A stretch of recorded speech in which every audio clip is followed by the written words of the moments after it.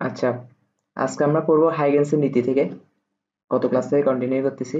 আচ্ছা, হাইগেনসের নীতি কি বলে? হাইগেনসের নীতি হচ্ছে যে, হাইগেনসের নীতি বোঝার আগে আমাদেরকে একটা জিনিস বুঝতে হবে। গত ক্লাসে একটা চিত্র আঁকছিলাম যে, ধর এটা একটা আলোক উৎস ছিল, একটা আলোক উৎস ছিল, যেখান থেকে বিভিন্ন, এই উৎস থেকে কি চারিদিকে আলোক তরঙ্গ বের হয়ে আসছে। এই যে এটা একটা তরঙ্গ, তারপর এরকম অনেকগুলো তরঙ্গ বের হয়ে আসছে।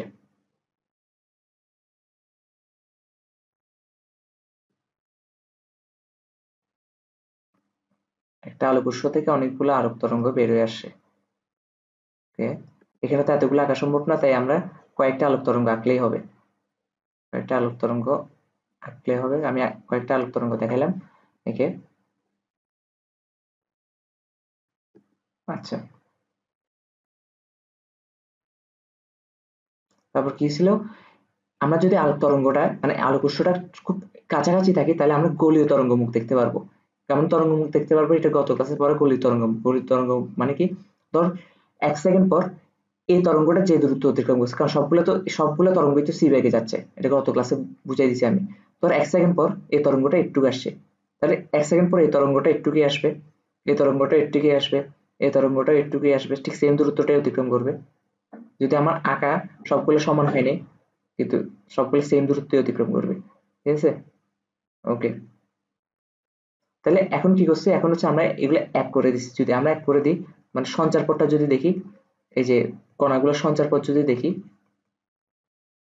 তাহলে একটা গোলীয় তরঙ্গ মুখ পাইছি। এর সঞ্চার পথটা হচ্ছে গোলীয় তরঙ্গ মুখ। ঠিক আছে? ঠিক সেম ভাবে আমি যদি আরো একটা ধরে হিসাব করলাম, 3 সেকেন্ড পর, 3 সেকেন্ড পর এটাই দূরত্ব অতিক্রম করছে, তাহলে এটাও এই দূরত্ব অতিক্রম করবে, এটাও এই দূরত্ব অতিক্রম করবে, ঠিক সেম দূরত্ব অতিক্রম করবে।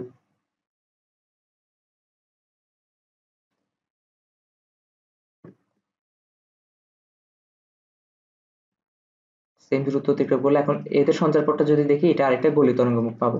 কখন গলিত তরঙ্গ মুখ পাবো? যখন হচ্ছে আমরা কি, যে উৎস থেকে এই তরঙ্গগুলো সৃষ্টি হচ্ছে ওই উৎসের খুব কাছাকাছি থাকবো আমরা, ওই উৎসের খুব কাছাকাছি থাকবো। কাছাকাছি থাকলে আমরা গলিত তরঙ্গ মুখগুলো দেখতে পারবো। কিন্তু আমরা যদি দূরে চলে যাই, দূরে চলে গেলে তো এখানে অনেকগুলো তরঙ্গ দেখতে পারবো, অনেকগুলো তরঙ্গ ভেতরে আমরা এক করতে পারবো না। ঠিক আছে? কোন তরঙ্গ কত সেকেন্ডে কতটুক কোন বিন্দুতে আছে, এটা তো আমরা এক করতে পারবো না। অনেকগুলো তরঙ্গ, তখন একগুচ্ছ তরঙ্গ নিয়ে কাজ করতে হয়, তখন একটা আলটিমেটলি সমতলীয় তরঙ্গ মুখ পাই। আচ্ছা, তাহলে আজকে এটা না, হাইগেন্সের নীতি হচ্ছে যে, এই যে আলোক উৎস থেকে আলোক তরঙ্গগুলো সৃষ্টি হয়েছে, এটা কাছাকাছি থাকছে, ঠিক আছে? এখানে তো একটা মানুষ আছে, এখানে এখানে একটা মানুষ আছে, ঠিক আছে?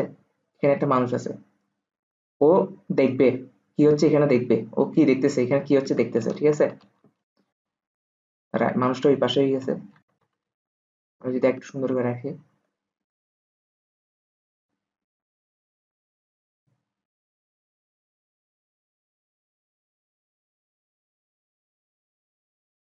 একটা মানুষ, ঠিক আছে?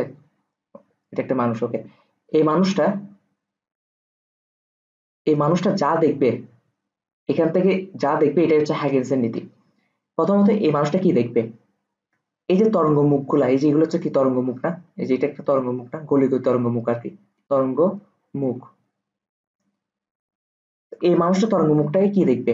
প্রথম কথা দেখবে যে, যেহেতু সবগুলো তরঙ্গ আলোর বেগে যাচ্ছে, সি বেগে যাচ্ছে, এগুলো সবগুলো সি বেগে যাচ্ছে এই তরঙ্গগুলা, তার মানে তরঙ্গ তরঙ্গের সাথে সাথে তো তরঙ্গ মুখটাও বাড়তে থাকবে, তাই না? তরঙ্গ মুখ একটু পর তরঙ্গ মুখটা এদিকে হবে না, এদিকে হবে না, গোলাকারটা যদি গোলাকি, এই যে এদিকে হবে না। তার মানে আলোর তরঙ্গ যত সামনের দিকে আছে, তরঙ্গ মুখটা তো সামনের দিকে আগাতে থাকবে, ঠিক না? ঠিক কিনা?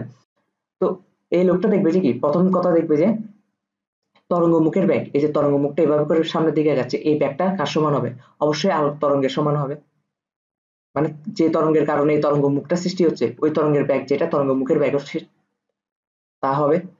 আসলে যে তরঙ্গের কারণে, যেসব তরঙ্গের কারণে এই তরঙ্গ মুখটা সৃষ্টি হচ্ছে, তরঙ্গ মুখের ব্যাগও ঠিক সেসব তরঙ্গের সমান হবে। তার মানে কি, হাইগেন্সের নীতিতে আমরা প্রথম কি বলছে, যে প্রথম কথা হচ্ছে যে তরঙ্গ মুখের ব্যাগ, সহজ বাংলা কথায় বললে, তরঙ্গ মুখের ব্যাগ তরঙ্গ মুখের ব্যাগ কার সমান হবে? তরঙ্গের সমান হবে, মূল তরঙ্গের সমান হবে, মূল তরঙ্গের সমান হবে, মূল তরঙ্গের সমান হবে। ওকে, তারপর এটা হচ্ছে হাইগেন্সের নীতির প্রথম সত্য, মানে প্রথম কথাটা সে বলছে যে কোন একটি তরঙ্গমুখের উপর অবস্থিত প্রতিটি বিন্দু কম্পন আন্দোলন। আচ্ছা, তারপর আমরা সংজ্ঞাটা একটু পরে যাই। এই মানুষটা আর কি কি দেখবে?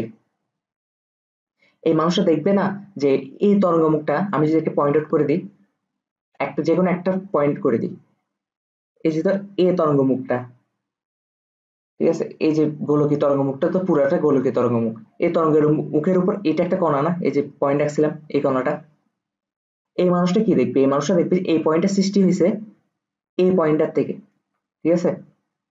এই পয়েন্ট, এই মানুষটা তো আর দেখবে না যে একদম উৎসটা কোথায়, কারণ মানুষটা তো দূরে আছে, দূরে থাকার কারণেও কি দেখবে, ও দেখবে যে এই পয়েন্টটা সৃষ্টি হয়েছে পরবর্তী পয়েন্টের সৃষ্টি হয়েছে তার পূর্ববর্তী পয়েন্ট থেকে। পয়েন্ট মানে কি? কণা, ঠিক আছে। আমরা কি রাখছিলাম? গোলকীয় তরঙ্গগুলো একটা নির্দিষ্ট সময়ে মানে কটুক পৌঁছেছে একটু কণাগুলো সঞ্চার পথ, ঠিক না? তো 2 সেকেন্ড পর ও মানুষ হচ্ছে 2 সেকেন্ড পর আমরা কি বলছিলাম যে এই লাল কালারটা হচ্ছে তরঙ্গমুখ, ঠিক আছে। তাহলে এই যে তরঙ্গমুখের উপর যে কণাগুলা পাইছি, এই যে কণাগুলা, এই কণাগুলার যুক্ত করিতে তরঙ্গমুখটা সৃষ্টি হয়েছে। এই কণা, ধর এই যে পয়েন্ট করে দিছি এই কণাটা, এই কণাটা এই মানুষটা ভাববে যে কি তার আগের কণা থেকে সৃষ্টি হয়েছে। এটাই হচ্ছে কি, এই যে আগের কণা থেকে সৃষ্টি হয়েছে, এটাকে বলা হয় গৌণ উৎস, এটাকে কি বলা হয়? গৌণ উৎস। তাহলে এ কি বলছে? তরঙ্গের মুখের উপর প্রতিটি কণা, তার মানে হাইগেন্সের নীতি সেকেন্ড আরেকটা কন্ডিশন হচ্ছে যে এ বলছে, আমি যদি দেখি,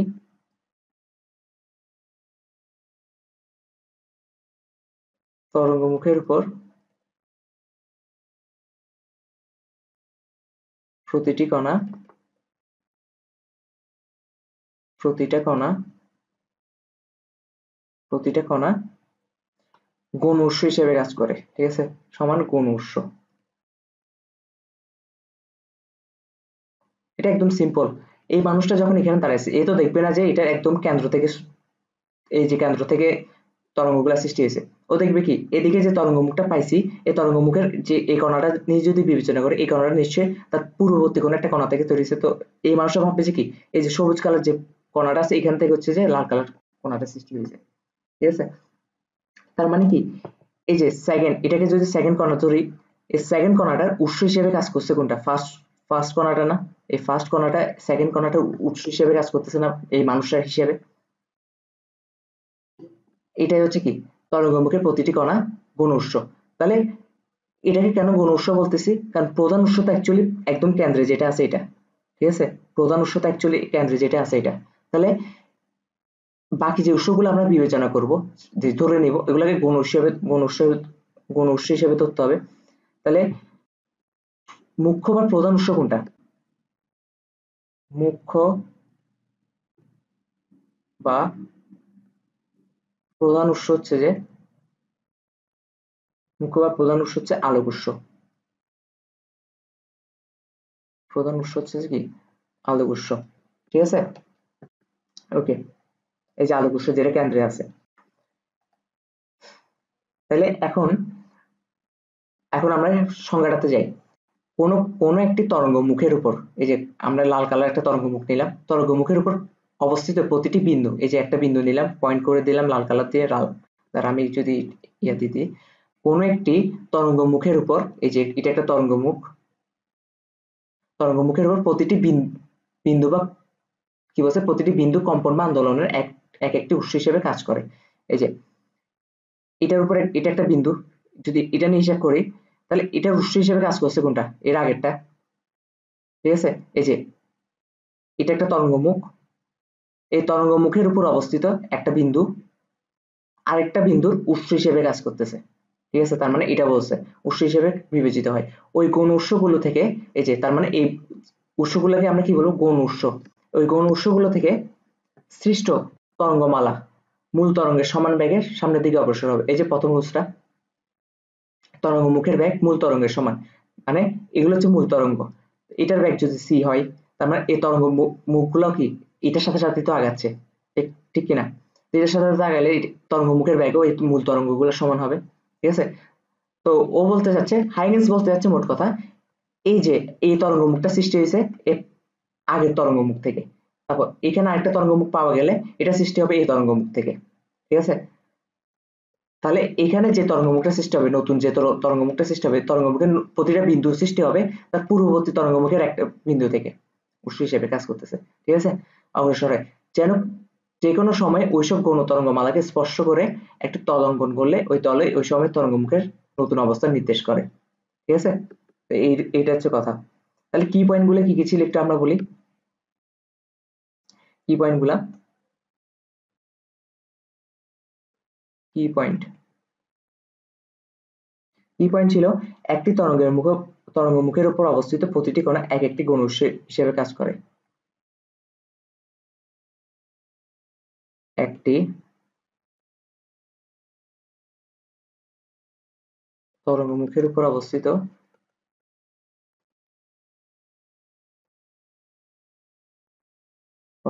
প্রতিটি কণা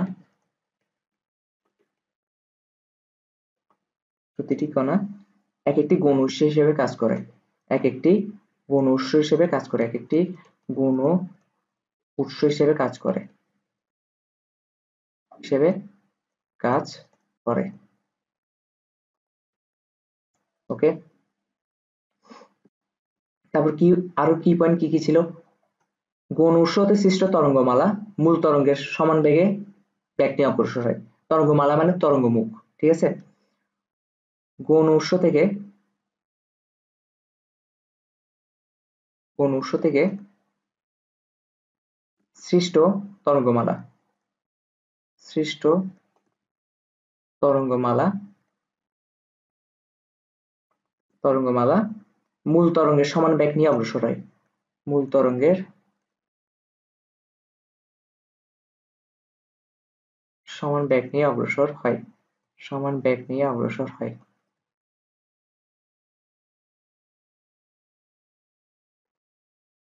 সমান বেগ নিয়ে অগ্রসর হয়, ওকে? তারপর আর কি বলা যায়, তারপর হচ্ছে যে কোনো সময় গৌণ উৎসগুলো যুক্ত করে তল অঙ্কন করা হলে ওই সময় তরঙ্গমুখ নির্দেশ করে, ঠিক আছে? এই লাইনটা আমি বুঝিয়ে দিচ্ছি একটু পরে। যে কোনো সময়ে যে কোনো সময়ে যে কোনো সময়ে গৌণ উৎসগুলো যুক্ত করে গৌণ উৎসগুলো যুক্ত করে গৌণ উৎসগুলো যুক্ত করে তল অঙ্কন করা হলে করে তল অঙ্কন করা হলে তা ওই সময়ে তরঙ্গমুখ নির্দেশ করে, তা ওই সময়ে তরঙ্গমুখ নির্দেশ করে,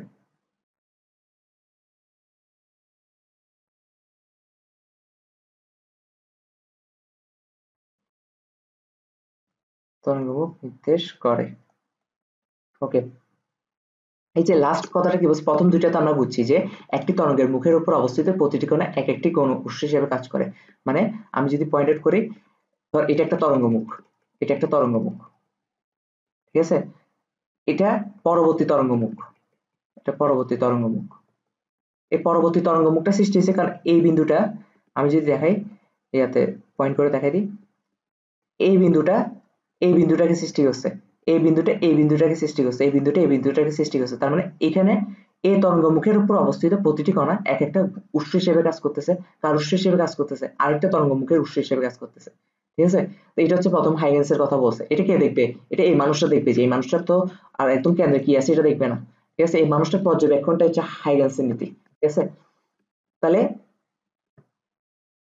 একটা তরঙ্গমুখের অবস্থিত প্রতিটা কণা কি উৎস হিসেবে কাজ করে, এখন এটাকে তো মূল উৎস বলতে পারতেছি না, কারণ কেন, এই মানুষটাও জানে কেন্দ্রে কোন একটা উৎস হিসেবে আছে, উৎস আছে বলে এগুলো সৃষ্টি হয়েছে, তাহলে এটাকে তো কেউ একটা সৃষ্টি করছে, এই বিন্দুগুলো এই তরঙ্গমুখটা তো কোনো একটা কারণে সৃষ্টি হয়েছে, এমনি এমনি তো সৃষ্টি হয়নি, তার মানে এটার নাম তো মূল উৎস দিতে পারতেছে না, তাই এটার নাম কি দিতে হবে, গৌণ উৎস, মানে সেকেন্ডারি উৎস, মানে এখান থেকে আরেকটা তৈরি হবে, আবার এই তরঙ্গমুখটা আবার এরপর তরঙ্গমুখের প্রতিটা কণার উৎস হিসেবে কাজ করবে না, ঠিক আছে? তো এটা হচ্ছে হাইগেন্সের নীতির প্রথম কন্ডিশন। সেকেন্ড কন্ডিশন বলছে কি, গৌণ উৎস থেকে সৃষ্ট তরঙ্গমালা, মানে এই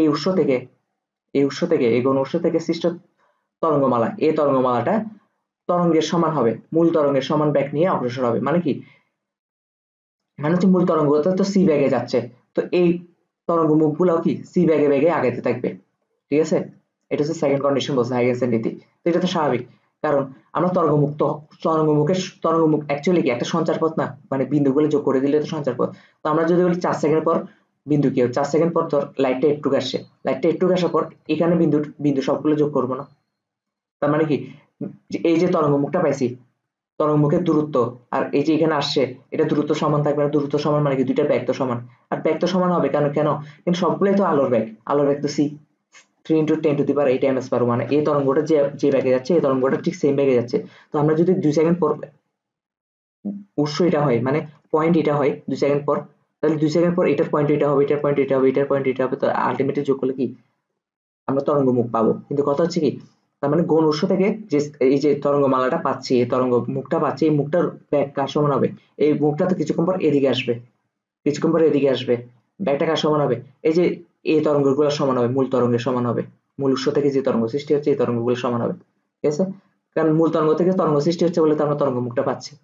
এটা তো কমন সেন্স। ঠিক আছে, তারপর বলছে কি, যে কোনো সময় গৌণ উৎসগুলো যুক্ত করে তল অঙ্কন করা হলে ওই সময় তরঙ্গ মুখ নির্দেশ করে। এটা আমি অলরেডি বুঝিয়ে দিয়ে আসছি গত ক্লাসে। সেটা হচ্ছে কি, যে যে কোনো সময়, তো আমরা ধর কথা কথা 5 সেকেন্ড, 5 সেকেন্ড পর এটা এই তরঙ্গটা এই বিন্দুতে পৌঁছেছে, তাহলে এই তরঙ্গটা এই বিন্দুতে পৌঁছাবে, এই তরঙ্গটা এই বিন্দুতে পৌঁছাবে, এই তরঙ্গটা এই বিন্দুতে পৌঁছাবে, এই তরঙ্গটা এই বিন্দুতে পৌঁছাবে, যেভাবে পৌঁছাবে আমি যদি দেখাই, এই তরঙ্গটা ঠিক সেম দূরত্বে পৌঁছাবে, এই তরঙ্গটা ঠিক সেম দূরত্বে পৌঁছাবে, এই যে পৌঁছালো, সবগুলো তরঙ্গ সেম দূরত্বে পৌঁছালো। এখন যদি, এখন কি বলছে, যদি উৎসগুলো যুক্ত করি, আচ্ছা এগুলোকে এখন বিন্দু না বলে উৎস বলতেছে, কারণ কেন, এগুলো প্রতিটা বিন্দু আবার আরেকটা বিন্দুর উৎস হিসেবে কাজ করবে না। এই পরবর্তী যে বিন্দুটা আসবে, এই পরবর্তী যে বিন্দুগুলো আসবে এগুলো এগুলোর উৎস হিসেবে কাজ করবে না। তার জন্য এই মানুষের জন্য, এই মানুষটা তার কি হচ্ছে দেখতে পাচ্ছে না। ঠিক আছে, তাহলে কি হবে এখন, তাহলে এগুলাকে আমি বিন্দু না বলে উৎস বলতে পারি। তো এই উৎসগুলোকে যদি এখন যুক্ত করি, এই উৎসগুলোকে যদি এখন আমি যুক্ত করি, এই যে তল বরাবর যুক্ত করতেছি, সমতলে আর কি, সমতলে যুক্ত করতেছি উৎসগুলোকে, এই যে যুক্ত করলাম, যুক্ত করলে আমরা আরেকটা তরঙ্গ মুখ পাচ্ছি না, ওই সময় তরঙ্গ মুখ পাবো। তার মানে 5 সেকেন্ড, আমি কি বলছিলাম, কথা কথা কি বলছিলাম, 5 সেকেন্ড, তো 5 সেকেন্ডের তরঙ্গ মুখ তাহলে এটা, এই যে নীল কালারের যেটা তরঙ্গ মুখ, এটা হচ্ছে 5 সেকেন্ডের তরঙ্গ মুখ।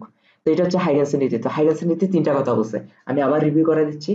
হাইগেনসের নীতি তিনটা কথা বলছে। এখন হাইগেনসের নীতি সত্য না মিথ্যে এগুলো আমাদের জানার দরকার নেই। ঠিক আছে, এত ডিপে যাওয়ার দরকার নেই, কারণ একটা আলো কিভাবে যায় না যায় এগুলো অনেক হাইপোথিসিসের ব্যাপার আছে, মানে ঠিক আছে, এগুলো ধরে নেয় অনেকে। এই এতটুকু এত গভীর চাইতে হবে না, কারণ এগুলো এখনো বাইর করতে পারেনি আলো অ্যাকচুয়ালি কি সেই জিনিসটা। তাই আমাদের এত গভীর যেতে হবে না, আমাদের যেটা বুঝতেছি এটা একটু বুঝলে হবে, যেটা বই বুঝাচ্ছে।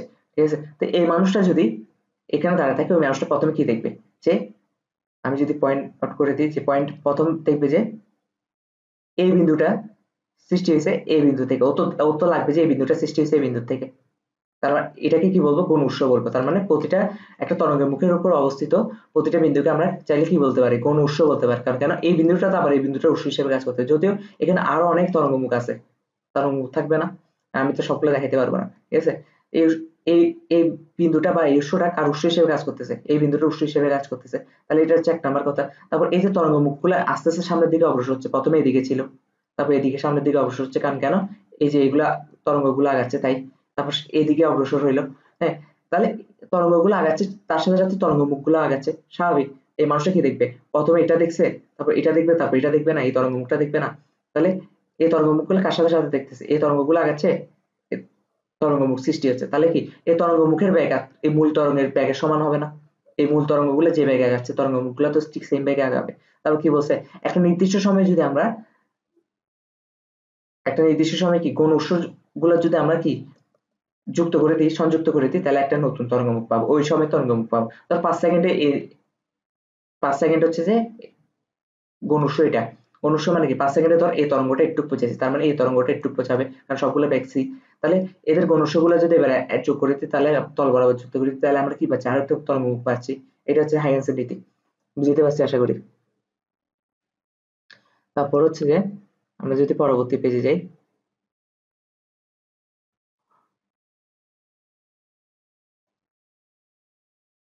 আচ্ছা আমি হাইগেন্সের নীতির সংজ্ঞাটা আমি লিখে রাখছি এখানে সুন্দর করে, মানে যোগ করে রাখছি, তো এটা তোরা পড়ে নিবি, যা যা বুঝেছি তাই। এখন হাইগেন্সের নীতি দিয়ে আমাদের লাভ কি, এটা কেন বলছি? হাইগেন্সের নীতি থেকে আমাদের দুইটা সূত্র প্রতিপাদন করা যায়, আরো দুইটা ধর্ম ব্যাখ্যা করা যায় হাইগেন্সের নীতি দিয়ে। ঠিক আছে, হাইগেন্সের নীতি থেকে দুটি সূত্র প্রতিপাদন করা যায়। হাইগেন্সের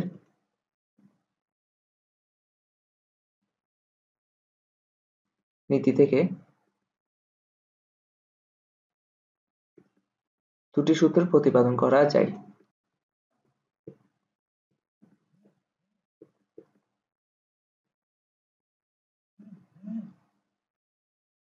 দুটি সূত্র প্রতিপাদন করা যায়।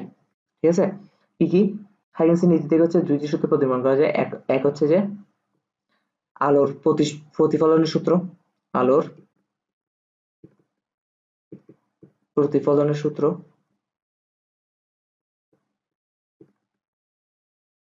আলোর প্রতিফলনের সূত্র। দুই হচ্ছে আলোর প্রতিসরণের সূত্র, আলোর প্রতিসরণের সূত্র।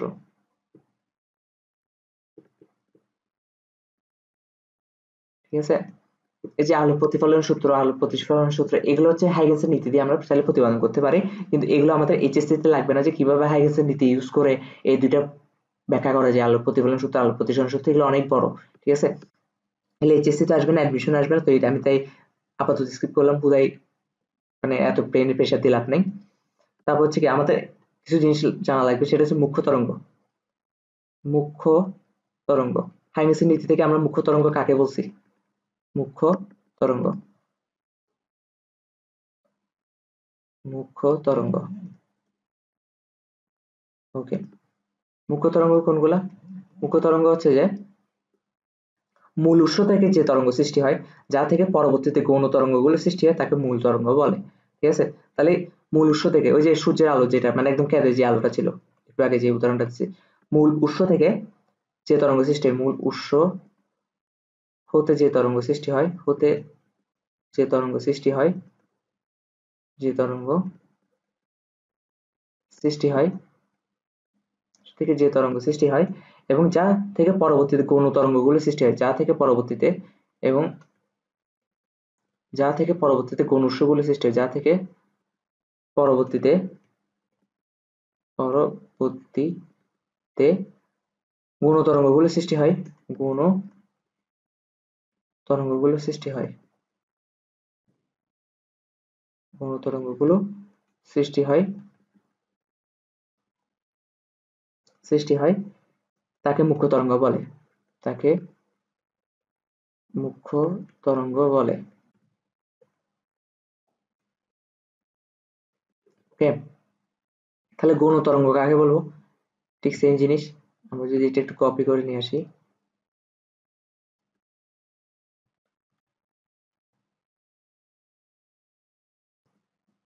এটা একটু মুছে দিই আমি।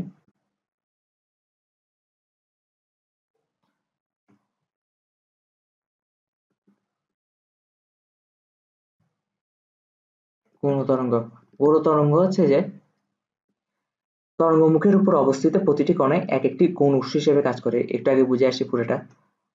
তরঙ্গমুখের উপর অবস্থিত, তরঙ্গমুখের উপর অবস্থিত, অবস্থিত প্রতিটি কণায়, অবস্থিত প্রতিটি কণায়, প্রতিটি কণায়, প্রতিটি কণায়, কণায় বানান লিখছি এটা রশ্মি হবে, প্রতিটি কণায় গৌণ উৎস হিসেবে কাজ করে, গৌণ উৎস হিসেবে কাজ করে, গৌণ উৎস হিসেবে কাজ করে, গৌণ হিসেবে কাজ করে। আহ, তার এই তার এই গৌণ উৎসগুলো হতে যে তরঙ্গ সৃষ্টি হয় তাকে গৌণ তরঙ্গ বলে। ঠিক আছে, আর গৌণ উৎসগুলো থেকে যে তরঙ্গ সৃষ্টি হয়, গৌণ উৎসগুলো থেকে যে তরঙ্গ সৃষ্টি হয়, থেকে যে তরঙ্গ সৃষ্টি হয়, সৃষ্টি হয়, তাকে গৌণ তরঙ্গ বলে, তাকে গৌণ তরঙ্গ বলে। তাহলে আমি সংজ্ঞা টঙ্গা সব লিখে দিচ্ছি, আমি তাকে গৌণ তরঙ্গ বলে। ওকে, তাহলে আমরা যদি এখন এক্সাম্পল নিই, তাহলে প্রথমে বলতে হয় যে ধর এখানে একটা মূল উৎস নেই, এটা হচ্ছে কি, এটা একটা মূল উৎস, ঠিক আছে। এই মূল উৎস থেকে মানে আলোক তরঙ্গ বের হবে আর কি, অনেকগুলো আলোক তরঙ্গ বের হবে। ওকে, মূল উৎস থেকে ধর এইটা একটা তরঙ্গ বের হয়েছে, ধর একটু একটা তরঙ্গ বের হয়েছে এদিক দিয়ে যে তরঙ্গটা বের হয়েছে, তো আমি যদি বলি সহজ ভাষায় যে এখানে যে তরঙ্গ মুখটা পাবো এটার উপর একটা বিন্দু আছে না, এটার উপর একটা বিন্দু আছে না, আবার ধর এটার উপর একটা বিন্দু আছে না, এটার উপর একটা বিন্দু আছে না, এটার উপর একটা বিন্দু আছে না। তো বিন্দু আছে বলতে কি কল্পনা করতেছি আর কি, যে অণুগুলা অণু আছে বা অণু পরমাণু আছে, বা এটা তো কম্পিত হয়ে তরঙ্গটা সৃষ্টি হচ্ছে। তো এখন এখান থেকে তো শুধু একটা তরঙ্গ বের হবে না, অনেকগুলো তরঙ্গ বের হবে না, বাকি তরঙ্গগুলো তো দেখাতে পারতেছি না। তো বাকি তরঙ্গগুলো বিন্দু যখন অ্যাড করব, মানে ঠিক সেম সময়ে এই যে সেম সময়ে এগুলো যদি অ্যাড করি, এই যে এখানে একটা তরঙ্গ মুখ পাবো, এরকম একটা তরঙ্গ মুখ পাবো, ঠিক এটার ক্ষেত্রে ঠিক সেম তরঙ্গ মুখ পাবো। এখানে কিন্তু আরো তরঙ্গ আছে, তরঙ্গ সবগুলো দেখাচ্ছি না, এতগুলো দেখাইলে কেমন হবে সবসময়। এইটা একটা তরঙ্গ মুখ পাবো, এটা একটা তরঙ্গ মুখ পাবো, ঠিক আছে। এই যে তরঙ্গ মুখ পাইছি, তো এখন হাইগেনসের নীতি বলতেছে আর কি, যে একটুক থেকে একটুক দূরত্ব হচ্ছে কি মূল উৎস, এটা হচ্ছে কি মূল উৎস, ঠিক আছে। মূল তরঙ্গ মূল তরঙ্গ এই মূল তরঙ্গ থেকে এই যে এই তরঙ্গটার কারণে এই বিন্দুটার কারণে এটা সৃষ্টি হয়েছে, এটার কারণে এটা সৃষ্টি, এই তরঙ্গ মুখটা সৃষ্টি হয়েছে। ওভারঅল প্রতিটা বিন্দুর জন্য প্রতিটা বিন্দু সৃষ্টি হওয়ার কারণে আমরা ওভারঅল বলতে পারি এই তরঙ্গ মুখটার কারণে এর পরবর্তী তরঙ্গ মুখটা সৃষ্টি হয়েছে, ঠিক কিনা। এই যে এটাকে বলবো আমরা গৌণ তরঙ্গ, এর থেকে এখান থেকে যা যা পাবো এগুলো সব কি গৌণ তরঙ্গ। তারপর এই তরঙ্গ মুখটা থেকে নিশ্চয়ই পরবর্তী তরঙ্গ মুখটা সৃষ্টি হয়েছে, এটা সৃষ্টি হয়েছে,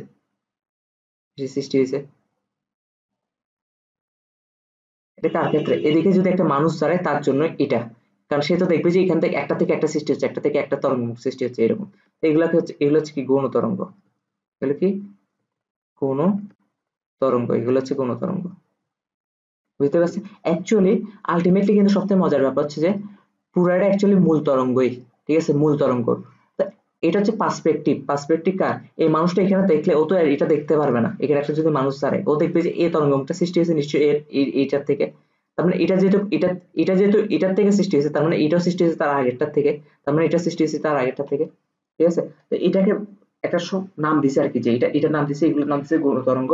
মানে গৌণ তরঙ্গ হচ্ছে যে কি গৌণ উৎস থেকে সৃষ্ট, এই উৎস থেকে এই তরঙ্গ মুখটা সৃষ্টি হয়েছে, মানে কি এখানে একটা বিন্দু তরঙ্গ গেছে, প্রতিটা বিন্দু থেকে একটা তরঙ্গ গেছে, তো তরঙ্গ যাওয়ার কারণে এই তরঙ্গ মুখটা পাইছি, ওভারঅল একটা তরঙ্গ মুখ পাইছি, ঠিক আছে। তাহলে প্রতিটা কোন উৎসকে তরঙ্গ উৎস থেকে যে তরঙ্গটা সৃষ্টি হয়েছে এটার নাম দিচ্ছে গৌণ তরঙ্গ, মোট কথা। কিন্তু আলটিমেটলি লোকটাও জানে কি, লোকটাও জানে যে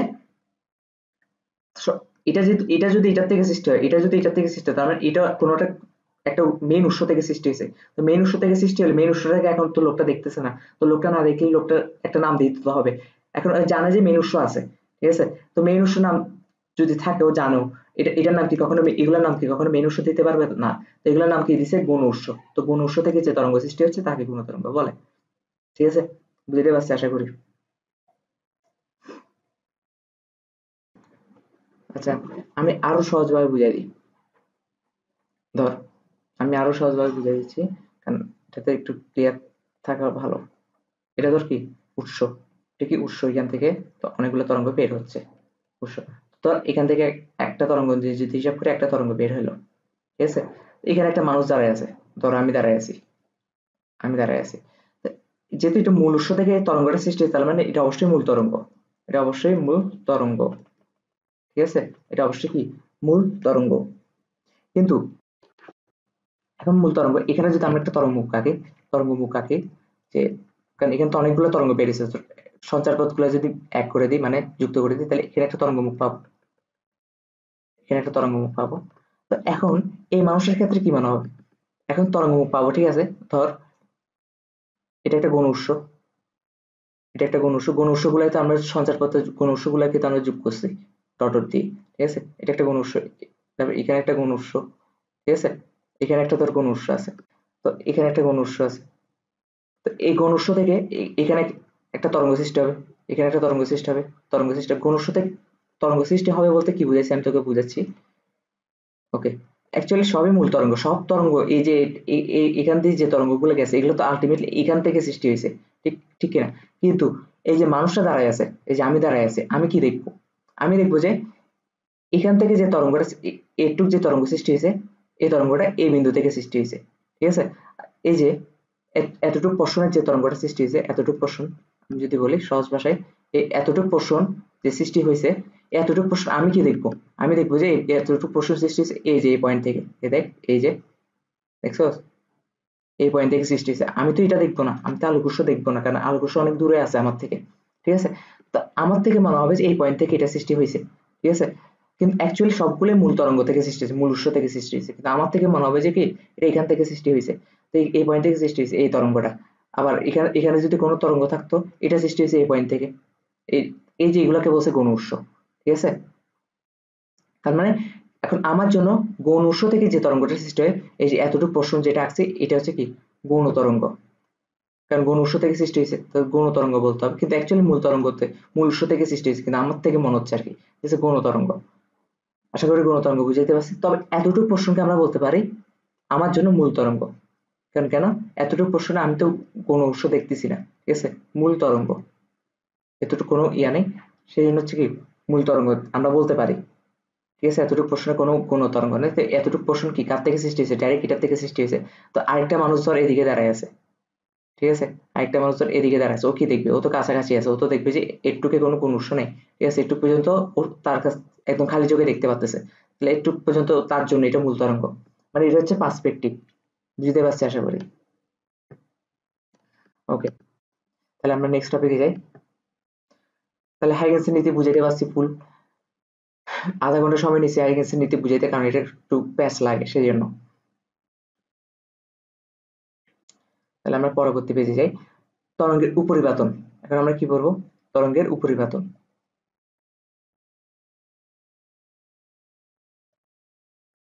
তরঙ্গের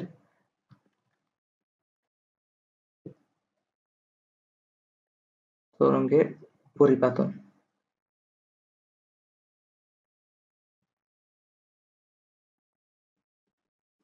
তরঙ্গের উপরিপাতন,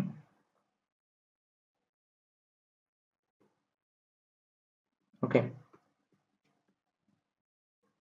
তরঙ্গের উপরিপাতন জিনিসটা কি, তরঙ্গের উপরিপাতনটা আশা করি ক্লাস 9-10 পড়ে আসার কথা, আর ফিজিক্স ফার্স্ট পেপারও পড়ে আসার কথা, ফার্স্ট পেপার এটা নিয়ে অনেক বড় একটা টপিক আছে তরঙ্গের উপরিপাতন নিয়ে। তো তরঙ্গের উপরিপাতনের যদি সংজ্ঞার কথা বলি, এটা সংজ্ঞা হচ্ছে যদি কোনো মাধ্যমের ভিতর দিয়ে দুটি পৃথক তরঙ্গ অগ্রসর হওয়ার সময় একে অপরের সাথে মিলিত হয়, তবে তা এদের মিলিত মানে মিলন হওয়ার প্রভাবে যে ফলাফলটা সৃষ্টি হবে তাকে তরঙ্গের উপরিপাতন বলে। তাহলে আমরা সংজ্ঞাটা যদি একটু সুন্দর করে লিখি, সাজায় লিখি, সংজ্ঞাটা কি লিখতে পারি, যে সংজ্ঞা সংজ্ঞা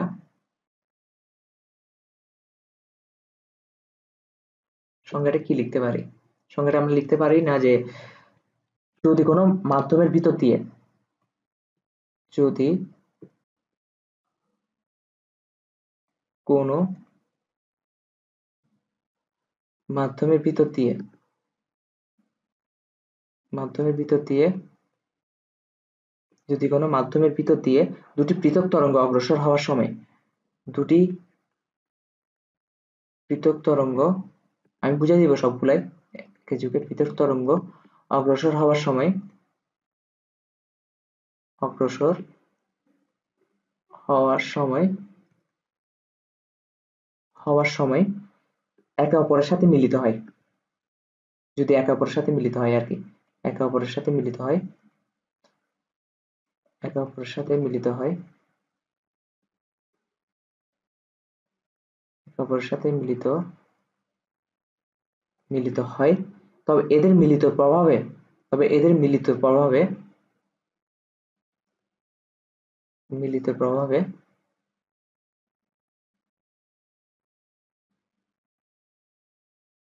মিলিত প্রভাবে যে ফলাফল সৃষ্টি হয় তাকে তরঙ্গের উপরিপাতন বলে। যে ফলাফল সৃষ্টি হয় তাকে তরঙ্গের উপরিপাতন বলে। যে ফলাফল সৃষ্টি হয় তাকে তরঙ্গের উপরিপাতন বলে।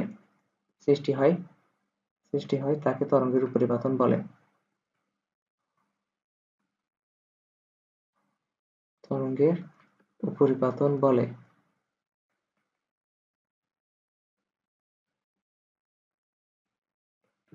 তরঙ্গের উপরিপাতন বলে। তাহলে সংজ্ঞাটা আমি লিখে দিছি। এখন আমি যদি তোকে ব্যাখ্যা দিই যে এটা তরঙ্গের উপরিপাতনটা কি বুঝাইছে, ধর এখানে একটা তরঙ্গ, সরি এটা একটু সুন্দর করে রাখি, ধর এদিকে একটা তরঙ্গ গেল আর এদিকে একটা তরঙ্গ গেল, ঠিক আছে? এই যে এদিকে একটা তরঙ্গ গেল,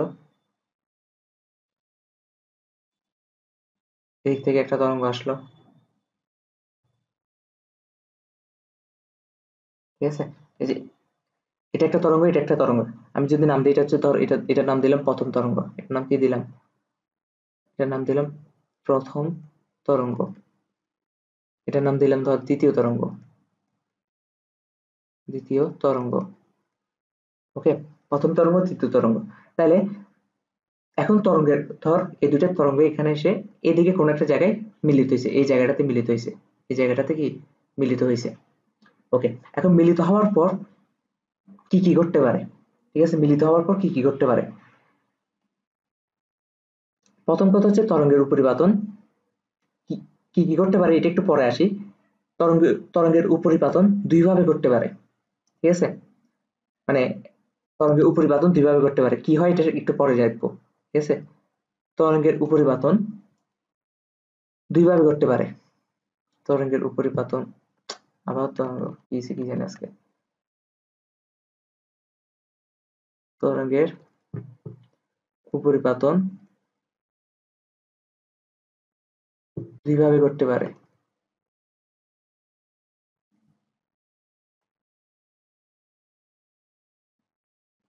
তরঙ্গের উপরিপাতন দুই ভাবে ঘটতে পারে। এক হচ্ছে কি সমদশায় উপরিপাতন, ঠিক আছে? কারণ আগে আমরা এটাই জেনে নিচ্ছি তরঙ্গের উপরিপাতন কয় ভাবে ঘটতে পারে, তারপর কোন ভাবে ঘটলে কি ঘটে সেটা আমরা পরে দেখবো, ঠিক আছে? সমদশায় উপরিপাতন, সমদশায় উপরিপাতন।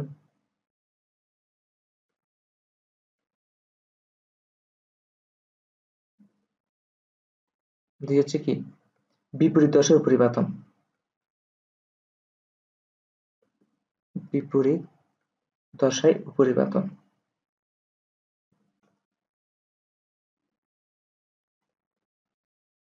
উপরিপাতন।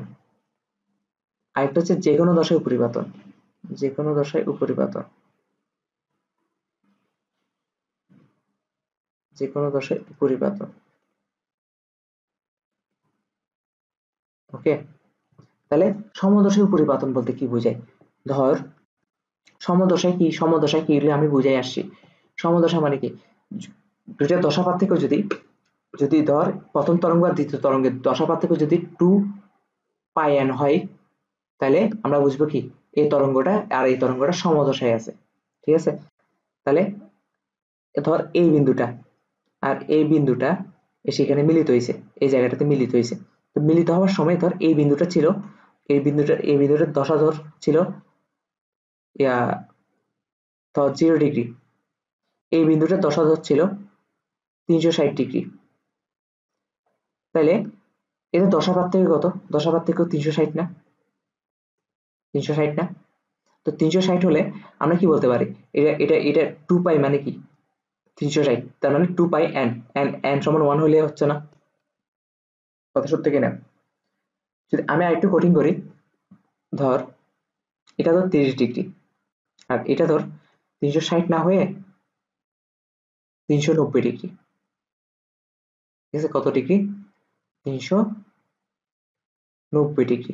তাহলে 390 থেকে যদি আমরা 30 বিয়োগ দিই তাহলে কত আসে? 360 আসে।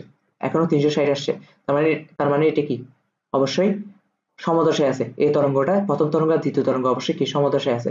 আর সমদশায় মিলিত হয়েছে, যে বিন্দু দুইটা মিলিছে এই বিন্দু নিয়ে তো কাজ করবো, বিন্দু দুইটা কি সমদশায় আছে। এই তরঙ্গের এই বিন্দুটা আর এই বিন্দুটা কি সমদশায় আছে। 360 হইতে হবে না। আমরা যদি আরো চিন্তা করি, যদি আমরা চিন্তা করি যে ধর এটা 0, এটা তো 0, এটা 720, তাহলে 10 থেকে কত, 720 মাইনাস 0, তাহলে 720ই হবে। তো 720 মানে কি, 2 পাই মানে কি, 2 পাই সবসময় মনে রাখবি, পাই মানে 180, তাহলে 2 পাই মানে 360। তার মানে আমরা সহজ ভাষায় বলতে পারি দশাপার্থক্য হচ্ছে যে 360 এর কত গুণিতক, হয় 360 হতে হবে পার্থক্যটা, আর নতুবা 360 এর পূর্ণ গুণিতক হতে হবে, মানে 360 এর সাথে পূর্ণ সংখ্যা গুণিত 1 2 3 গুণ করলে যা হয়।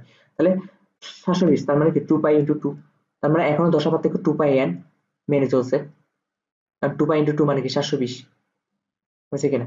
তার মানে সমদশায় মিলিতেছে তরঙ্গের উপরিপাতনটা, কিন্তু তার মানে সমদশা কি সেটা বুঝতে পারছি। এখন বিপরীত দশা উপরিপাতন বলি, ঠিক আছে?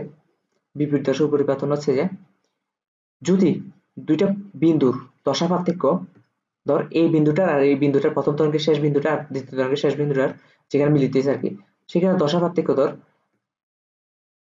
কোনো কারণে এটা 0 আর এটা 180, তাহলে দশা পার্থক্য কত? দশা পার্থক্য অবশ্যই 180।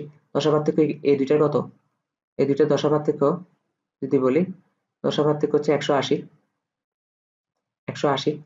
তাহলে দুইটা বিন্দুর দশা পার্থক্য যদি 180 হয়, তার মানে বুঝবো এরা বিপরীত দশায় আছে, ঠিক আছে? এটা বিয়োগফল, মানে এই দুইটার বিয়োগফল যদি 180 চলে আসে, তাহলে আমরা বুঝবো কি, মানে বিপরীত দশা আসে। 180 পূর্ণ গুণিতকে আসতে হবে না, পূর্ণ গুণিতকে আসতে হবে, মানে 180 ইন্টু 1 2 3, এই যে 1 2 3 এটুকু আসতে হবে না, শুধু 180 আসবে, ঠিক আছে? দুইটার বিয়োগফল যদি 180 আসে, তার মানে কি এটা বিপরীত দশায় আছে, বুঝতে পারছি? আরেকটা টপিক হচ্ছে যে কোনো দশায় থাকলে, যে কোনো দশা মানে কি, যে কোনো দশায় মানে 360 পূর্ণগুণিতক আসে না, আবার শুধু 180 আসে না, দুইটা পার্থক্য। ধর এটা 30, এটা 60, তাহলে এদের দশা পার্থক্য কত? দশা পার্থক্য হচ্ছে 30। তো 30 কি, এটা তো সমদশায়ও নেই বিপরীত দশায়ও নেই, এটা হচ্ছে কি যে কোনো দশায় উপরিপাতন। আশা করি বুঝাইতে পারছি আমি। তাহলে উপরিপাতনটা তিন ভাবে হইতে পারে, মানে এই যে এই তরঙ্গটা যখন এখানে এসে মিলিত হচ্ছে, এই তরঙ্গটার সাথে এখানে এই বিন্দুতে এসে মিলিত হচ্ছে, তখন উপরিপাতনটা তিন ভাবে হইতে পারে। এমন হইতে পারে কি, দুইটা তরঙ্গ এমন ভাবে মিলিত হচ্ছে তখন দুইটার বিন্দু কি সমদশায় ছিল, আবার এমন হইতে পারে বিপরীত দশায় ছিল, আর নতুবা যে কোনো দশায় ছিল, এমন ভাবে উপরিপাতন হইতে পারে, ঠিক আছে? তো এখন কথা হচ্ছে সমদশায় উপরিপাতন, তার মানে কি সমদশায় উপরিপাতন মানে হচ্ছে আমরা আমরা আগে গত ক্লাসে দেখেছিলাম যে দশা পার্থক্য ফাই দিয়ে প্রকাশ করে। দশা দশা পার্থক্য কত হইতে হবে? দশা পার্থক্য হইতে হবে 0 ডিগ্রি, 360 ডিগ্রি হইতে হবে, ঠিক আছে? বা 720 ডিগ্রি হইতে হবে। তো আমরা যদি সংখ্যা লিখি, সংখ্যা হচ্ছে 2 পাই n হইতে হবে, তাই না? 2 পাই n হইতে হবে। তো নর্মালি এই চ্যাপ্টারের ক্ষেত্রে আমরা পরবর্তী তরঙ্গের উপরিপাতন গুলোর ক্ষেত্রে শুধু 0 ডিগ্রি হলেই হয়, ঠিক আছে? সমদশা উপরিপাতন দেখবি যে দুইটা বিয়োগফল 0 ডিগ্রি হলেই হচ্ছে, ওকে? তারপর বিপরীত দশা উপরিপাতন কখন হবে? যখন দশা পার্থক্য, যখন কি দশা পার্থক্য হচ্ছে ফাই ইজ ইকুয়াল কত হবে? 180 হবে, 180 ডিগ্রি হবে, তখন হচ্ছে কি বিপরীত দশা উপরিপাতন। আর আরেকটা হচ্ছে কি যে কোনো দশা উপরিপাতন মানে কি, যে কোনো দশা উপরিপাতন মানে হচ্ছে যে এই ক্ষেত্রে, এই ক্ষেত্রে কি দশা পার্থক্য ফাই ফাই 180 হইতে পারবে না, 180 হইতে পারবে না, আর 2 পাই n হইতে পারবে না। 2 পাই n মানে কি 2 পাই n মানে কি 360 পূর্ণগুণিতক, ঠিক আছে? 0 1 2 3। আচ্ছা, 0 ডিগ্রি কেন 360 পূর্ণগুণিত কেন? আমরা যদি 2 পাই এর সাথে 0 গুণ করি, 0 গুণ করি, তাহলে 0 আসতেছে না, তার মানে 0 কিন্তু কি সমদশার একটা উদাহরণ, ঠিক আছে? আচ্ছা, তা ফাই ইজ নট ইকুয়াল কত হইতে পারবে? 2 পাই n হইতে পারবে না। আর ফাইটা কি, ফাই হচ্ছে দশা পার্থক্য, বুঝতে পারছি আশা করি। আর যে কোনো নাম্বারে আসুক, এটা যে কোনো দশায় পরিবর্তন হবে, ওকে? আমাদের এইচএসসি তে আমাদের 3 নাম্বারটা নিয়ে কোনো কথা বলা নাই, ঠিক আছে? আর এটা নিয়ে আমরা পড়বো না, এটা অনেক বড় টপিক। আমাদের বলা আছে কি সমদশায় উপরিপাতন হইতে পারে আর বিপরীত দশায় উপরিপাতন হইতে পারে। আমাদের এইচএসসির জন্য বা অ্যাডমিশনের জন্য এতটুকু পড়লে হবে, আমাদের বইতে দেওয়া আছে এতটুকু, বুঝতে পারছি আশা আশা করি। তাহলে আমরা একটু যদি আরো সুন্দর করে নোট করে দিই নোটগুলা, যে সমদশায় থাকা সত্য, সমদশায় থাকার সত্য, সমদশায় থাকার সত্য।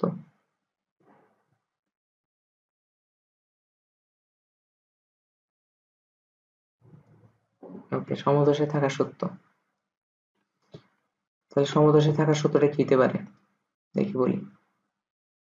এটা গত ক্লাসে লিখে দিয়েছিলাম আমরা, যদি দুটি কণার মধ্যে দশা পার্থক্য 2πn হয়, যদি দুটি কণার মধ্যে দশা পার্থক্য দশা পার্থক্য 2πn হয়, তবে এরা সমদশায় আছে।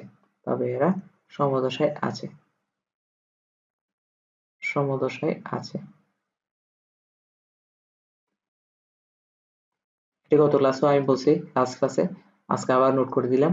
আর বিপরীত দশায় থাকা সত্য, ঠিক আছে, সে থাকা সত্য, বিপরীত দশায় থাকা সত্য।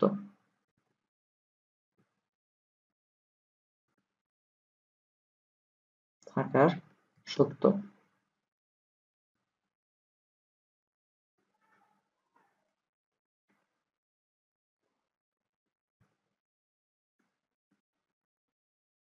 ওকে, বিপরীত দশায় থাকা সত্য যদি দুটি কণার দশা পার্থক্য 180 ডিগ্রি হয়। যদি দুটি কণার দশা পার্থক্য 180 ডিগ্রি হয়, যদি দুটি কণার দশা পার্থক্য 180 ডিগ্রি হয়, ওকে, তবে এরা বিপরীত দশায় আছে। বিপরীত দশায় আছে।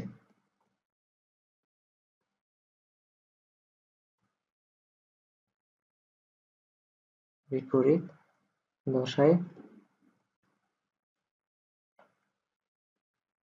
আছে। তাহলে সমদশায় থাকা সত্ত্বেও বিপরীত দশায় থাকা সত্ত্বেও বুঝছি, সমদশায় উপরিপাতন হয়, বিপরীত দশায় উপরিপাতন হতে পারে, যে কোনো দশায় উপরিপাতন হতে পারে। তো যে কোনো দশায় উপরিপাতন হলে কি হয় সেটা আমাদের এই বইতে নাই, আমাদের ইন্টারের বইতে নাই, তো এটা আমাদের লাগবেও না। তো আমাদের হচ্ছে যে এখন কথা হচ্ছে সমদশায় উপরিপাতন হওয়ার সত্য আছে কিছু, ঠিক আছে, বা হচ্ছে যে সত্য না অ্যাকচুয়ালি, যে সমদশায় উপরিপাতন হওয়ার পর ফলাফল কি হয় না হয়, ঠিক আছে, বা বিপরীত দশায় মিলিত হলে ফলাফল কি হয় না হয়, বা তরঙ্গের উপরিপাতন হলে কি হয় না হয়, এগুলো আমরা পড়বো। তো এগুলো পড়ার আগে আমাদেরকে কিছু জিনিস জানতে হবে, ঠিক আছে। আচ্ছা, জিনিস জানতে হবে যে যারা, আচ্ছা ধর প্রথম তরঙ্গের, এই যে গত গত পেজে যে দুইটা তরঙ্গ দিছি, ধরি আমরা ধরি প্রথম তরঙ্গের কোনো কণার সরণ, ঠিক আছে, প্রথম তরঙ্গটার উপর কোন একটা কণার সরণ, প্রথম তরঙ্গের কোনো কণার সরণ, কোনো কোনো কণার সরণ বলতে যে কণাটা যে উপরিপাতন হবে, আমি যদি তোকে একটু দেখাই দিই, যে একটু মার্ক করে দেখাই দিই, এই যে এই কণাটা যে এটার সাথে উপরিপাতন হবে না, এই কণার সাথে, তো আমরা এই প্রথম তরঙ্গের এই কণা নিয়ে কাজ করবো, আর দ্বিতীয় তরঙ্গে এই কণা নিয়ে কাজ করতেছি, ঠিক আছে। ওকে, তাহলে প্রথম তরঙ্গের কোনো কণা সরণ, কোনো কণার কোনো কণার সরণ ধর y1 এবং দ্বিতীয় তরঙ্গের কোনো কণার সরণ, এবং দ্বিতীয় তরঙ্গের কোনো কণার সরণ, দ্বিতীয় তরঙ্গের কোনো কণার সরণ, কোনো কণার সরণ, কোনো কণার সরণ y2, ঠিক আছে, মানে দ্বিতীয় তরঙ্গের জন্য ওই কণাটা সরণ মানে কি দূরত্ব, সরণ মানে কি, সরণ মানে হচ্ছে এই যে এতটুকু দূরত্ব অতিক্রম করছে, এটা হচ্ছে এটার জন্য হচ্ছে, এই কণাটার জন্য হচ্ছে কি y1, এই কণাটার জন্য কত y2, ঠিক আছে। সরণ যদি y2 হয়, তাহলে একটা লব্ধি সরণ আসবে না, কারণ দুইটা মিলিত হওয়ার পর ভেক্টর লব্ধি সরণ মানে কি, সরণ তো কি একটা ভেক্টর, তার মানে দুইটা সরণ যখন মিলিত হয়েছে, এখন নতুন একটা ভেক্টর যেটা পাবো, যে নতুন তরঙ্গটা পাবো উপরিপাতনের ফলে, যে নতুন তরঙ্গটা পাবো, ওটা একটা দিক থাকবে না, ওটার দিক তো আর এই দুইটার দিকে সমান হবে না, ঠিক আছে, ওইটা অন্য দিকে যেতে পারে, যে কোনো দিকে যেতে পারে, তার মানে ওইটা কি বলবো, লব্ধি সরণ, ঠিক আছে। তো ধরো এটা সমান y2 এবং লব্ধি সরণ সমান y ধরি, ঠিক আছে, লব্ধি সরণ সমান আমরা কি ধরতে পারি, y r, তাহলে আর কি আমরা কি জানি, আমরা জানি না যে সরণ ইজ ইকুয়াল ভেক্টর, ভেক্টর, তাহলে লব্ধি সরণের মান কত হবে, মানে লব্ধি সরণটা কতটুকু যাবে বা সরণ কতটুকু হবে। আমরা একটা সূত্র জানি, ভেক্টরের সূত্র জানি, ভেক্টরের সূত্র জানি কি, যদি ভেক্টর সূত্র জানি কি, যদি পি কিউ, যদি পি ভেক্টর আর কিউ ভেক্টরের দ্বারা, যে ভেক্টর চিহ্ন তো দিছি তাহলে ভেক্টর লিখতে হচ্ছে না, পি ভেক্টর আর কিউ ভেক্টরের লব্ধি, লব্ধি আর ভেক্টর হয়, আর ভেক্টর হয়, তাহলে আমরা কি জানি, আর এর মান কি জানি, আর এর মান জানি না, যে root over p square plus q square plus 2pq cos theta, 2pq cos theta, cos theta কি ছিল, থিটা কি ছিল, দুইটা ভেক্টরের মধ্যবর্তী কোণ, তাই তো। আচ্ছা, তাহলে এখন দেখ, এখন যদি আমরা সেম সূত্র এখানে খাটাই, সেম সূত্র যদি এখানে খাটাই, তাহলে y আর সমান কি হবে, y আর সমান অবশ্যই হবে যে root over y1 square plus y2 square plus 2 y1 y2 cos theta, cos theta. এখন একটা জিনিস খেয়াল করতে, যদি সমদশায় মিলিত হয়, যদি সমদশায় মিলিত হয়, তাহলে সমদশায় মিলিত হলে y আর সমান কত হবে, সমদশায় উপরিপাতন, সমদশায় যদি উপরিপাতনটা হয়, সমদশায় যদি উপরিপাতন হয়, সমদশায় যখন উপরিপাতন হয় তখন কি হবে, সমদশায় উপরিপাতন মানে কি, যে যখন ফাই ইজ ইকুয়াল যখন 2 পাই n আর কি, জিরো হইতে পারে, জিরো হইতে পারে এটার মান, আমি আবারও বলতেছি, কারণ n সমান জিরো হইলে তো পুরোটা জিরো হইতে পারে, জিরো হইলেও কি এটা ওরা সমদশায় আছে, ঠিক আছে। সমদশায় উপরিপাতন হলে কি হবে, তার মানে আমরা বলতে পারি না যে cos থিটা, থিটার মান তখন কি হতে হবে, থিটার মান হবে জিরো, ঠিক আছে। যে কোনো একটা বসা, জিরো বসা, 360 বসা, 720 বসা, 720 এর পর আর 360 যোগ করলে কত হয়, যা বসে, মোট কথা 2πn বসাইলে, থিটাতে যদি 2πn বসাস, 2πn মানে কি, 2π হচ্ছে 180, 180 বলতে 360, 360 এর সাথে যদি জিরো গুণ করো জিরো হবে, 360 এর সাথে যদি 2 গুণ করো 720 হবে, 3 গুণ করলে অমুক হবে। তো যাই বসা এখানে থিটার মান তো সেম মানই তো আসবে, থিটার মান তো জিরো বসাইছে, cos থিটা সমান যদি জিরো হয়, cos জিরো সমান কত দেখে বল, cos 0 সমান হচ্ছে 1, তো cos 0 সমান 1 হলে আমরা ব্যাপারটা তখন সূত্রটা এমন হয়ে যাবে না যে y yr is equal y1 square plus 2y1 y2 plus y2 square, তাহলে ওভারঅল কি হয়, তাহলে আমরা এটা এমন হয় না যে y1 প্লাস y2 হোল স্কয়ারের সূত্র a square a plus b whole স্কয়ারের সূত্র, তাহলে রুট যেহেতু আছে তাহলে y1 প্লাস y2 হবে, ঠিক আছে। ঠিক সেম ভাবে আমি এখন বিপরীত দশাটা দেখাচ্ছি না, বিপরীত দশা মানে কি, থিটা সমান 180 হবে, আর 180 মানে কি -1, 180 মান কত, cos, 180 মান হচ্ছে -1, তাহলে বিপরীত দশায় উপরিপাতন হলে কি হবে, বিপরীত দশায় উপরিপাতন হলে, পরিপাতন হলে সবই ঠিক থাকবে, শুধু y এরটা কি হয়ে যাবে, তখন হবে যে y1 square minus 2y1 y2, যেহেতু মাইনাস সাইনটা করতে আসে, কারণ cos 180 সমান -1, ঠিক আছে, আর এটা তো প্লাস y2 স্কয়ার থাকবে, তাহলে y1 মাইনাস মানে a minus b whole square সূত্র, ঠিক আছে, y1 minus y2 whole square root, তার মানে কি y1 minus y2, y1 minus y2, বুঝতে পারছি। তাহলে তরঙ্গ উপরিপাতনের ফলে লব্ধি সরণটা অ্যাকচুয়ালি কি হবে, তাহলে আমরা লিখতে পারি না যে তরঙ্গের উপরিপাতনের ফলে, উপরিপাতনের ফলে, উপরিপাতনের ফলে লব্ধি সরণ, লব্ধি সরণ, লব্ধি সরণ yr is equal y1 plus minus y2 plus minus y2, মানে প্লাস হতে পারে মাইনাস হতে পারে। আচ্ছা, আমরা আরেকটা, একটু আগে একটা কথা বলছিলাম যে যে কোনো দশায় মিলিত হতে পারে, কিন্তু ইন্টার বইতে আমাদের এতটুকু নেই, তা আমরা ধরে নিব যে কি তরঙ্গ উপরিপাতন দুই ভাবে ঘটে, কয়ভাবে ঘটে, দুই ভাবে, ইন্টার ইন্টার পর্যন্ত আমরা এইভাবে ধরে নিব যে দুই ভাবে ঘটে, একটা হচ্ছে হয় সমদশায় মিলিত হবে, নয়তো বিপরীত দশায় মিলিত হবে। সমদশায় মিলিত হলে তার মানে লব্ধি সরণটা কত হয়, y1 প্লাস y2, সমদশায় মিলিত হয়, বিপরীত দশায় মিলিত হলে কি হয়, y1 মাইনাস y2, তার মানে ওভারঅল সূত্রটা আমরা এভাবে লিখতে পারি না যে y1 প্লাস মাইনাস y2, মানে সমদশায় হলে প্লাস বসবে আর বিপরীত দশায় হলে মাইনাস বসবে, ঠিক আছে। তাহলে এটা হচ্ছে একটা কি সূত্র নতুন।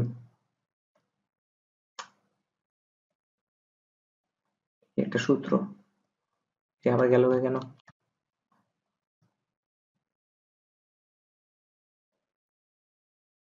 মার্ক করে দিলাম সূত্রটা। ওকে, তারপর হচ্ছে তরঙ্গের উপরিপাতন নীতি আছে দুইটা, ঠিক আছে, দুইটা উপরিপাতন নীতি আছে, দুইটা উপরিপাতন নীতি হচ্ছে এগুলো বাংলা পড়া, ঠিক আছে। তো বাংলা পড়া আমার পড়াতে ইচ্ছা করে না, জানোস, তো এগুলো তোরা নিজেরা করে দিবি। আমি তাও লিখে দিচ্ছি যে বই হতে তরঙ্গের উপরিপাতন দুইটি নীতি একটু নিজেরা পড়বো, ঠিক আছে। বই হতে তরঙ্গের উপরিপাতনের দুইটি নীতি, তরঙ্গের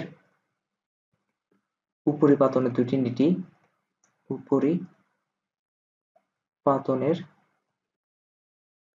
দুটি নীতি, নীতি দুটি নীতিকে আবার কি যেন বলে, নীতি 1 আর নীতি 2, ঠিক আছে। নীতি 1 এবং নীতি 2, নীতি 2 নিজেরা একটু পড়ে ফেলবো, ঠিক আছে। কি বলা যায়, নিজেরা একটু পড়ে ফেলবো, এগুলো বাংলা পড়ে, এগুলো নিজেরা একটু পড়ে ফেললে হয়, ঠিক আছে। নিজেরা একটু, এগুলো থেকে অবশ্যই পরীক্ষাও আসবে না, বাট তাও পড়ে রাখা ভালো, নিজেরা একটু পড়ে ফেলবো, তাই আমি আর পড়াচ্ছি না এটা, ঠিক আছে। ওকে, কারণ এতগুলো টপিক কভার দিলে সব টপিক হবে না, যেগুলো মোটামুটি যা দেখানো সবই দেখাই দিচ্ছি আমি। ওকে, এখন কথা হচ্ছে তরঙ্গের উপরিপাতন হলে ফলাফলটা কি পাবো, ঠিক আছে। তরঙ্গের উপরিপাতনের ফলে এটাকে আমরা বলতে পারি তরঙ্গের উপরিপাতনের ফলে সৃষ্ট ফলাফল, তরঙ্গের উপরিপাতনের ফলে সৃষ্ট ফলাফল, ফলে সৃষ্ট ফলাফল।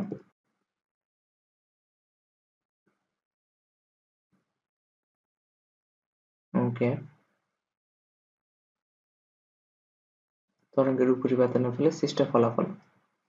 প্রথম কথা হচ্ছে তরঙ্গের উপরিপাতনের ফলে 3টি ঘটনার সৃষ্টি হতে পারে। কয়টি ঘটনার, আমরা আগে লিখে ফেলি যে তরঙ্গের উপরিপাতনের ফলে 3টি ঘটনার সৃষ্টি হতে পারে। কি কি সেটা পরে দেখবো। তরঙ্গের উপরিপাতনের ফলে 3টি ঘটনার সৃষ্টি হতে পারে। উপরিপাতনের ফলে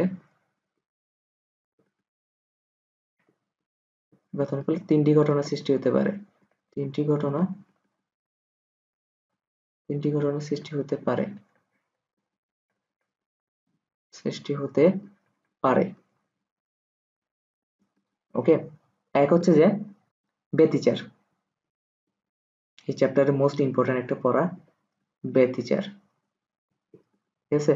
2 হচ্ছে স্থির তরঙ্গ, 2 হচ্ছে কি স্থির তরঙ্গ সৃষ্টি হতে পারে, ঠিক আছে, স্থির তরঙ্গ সৃষ্টি হতে পারে। 3 হইতেছে কি বিট সৃষ্টি হতে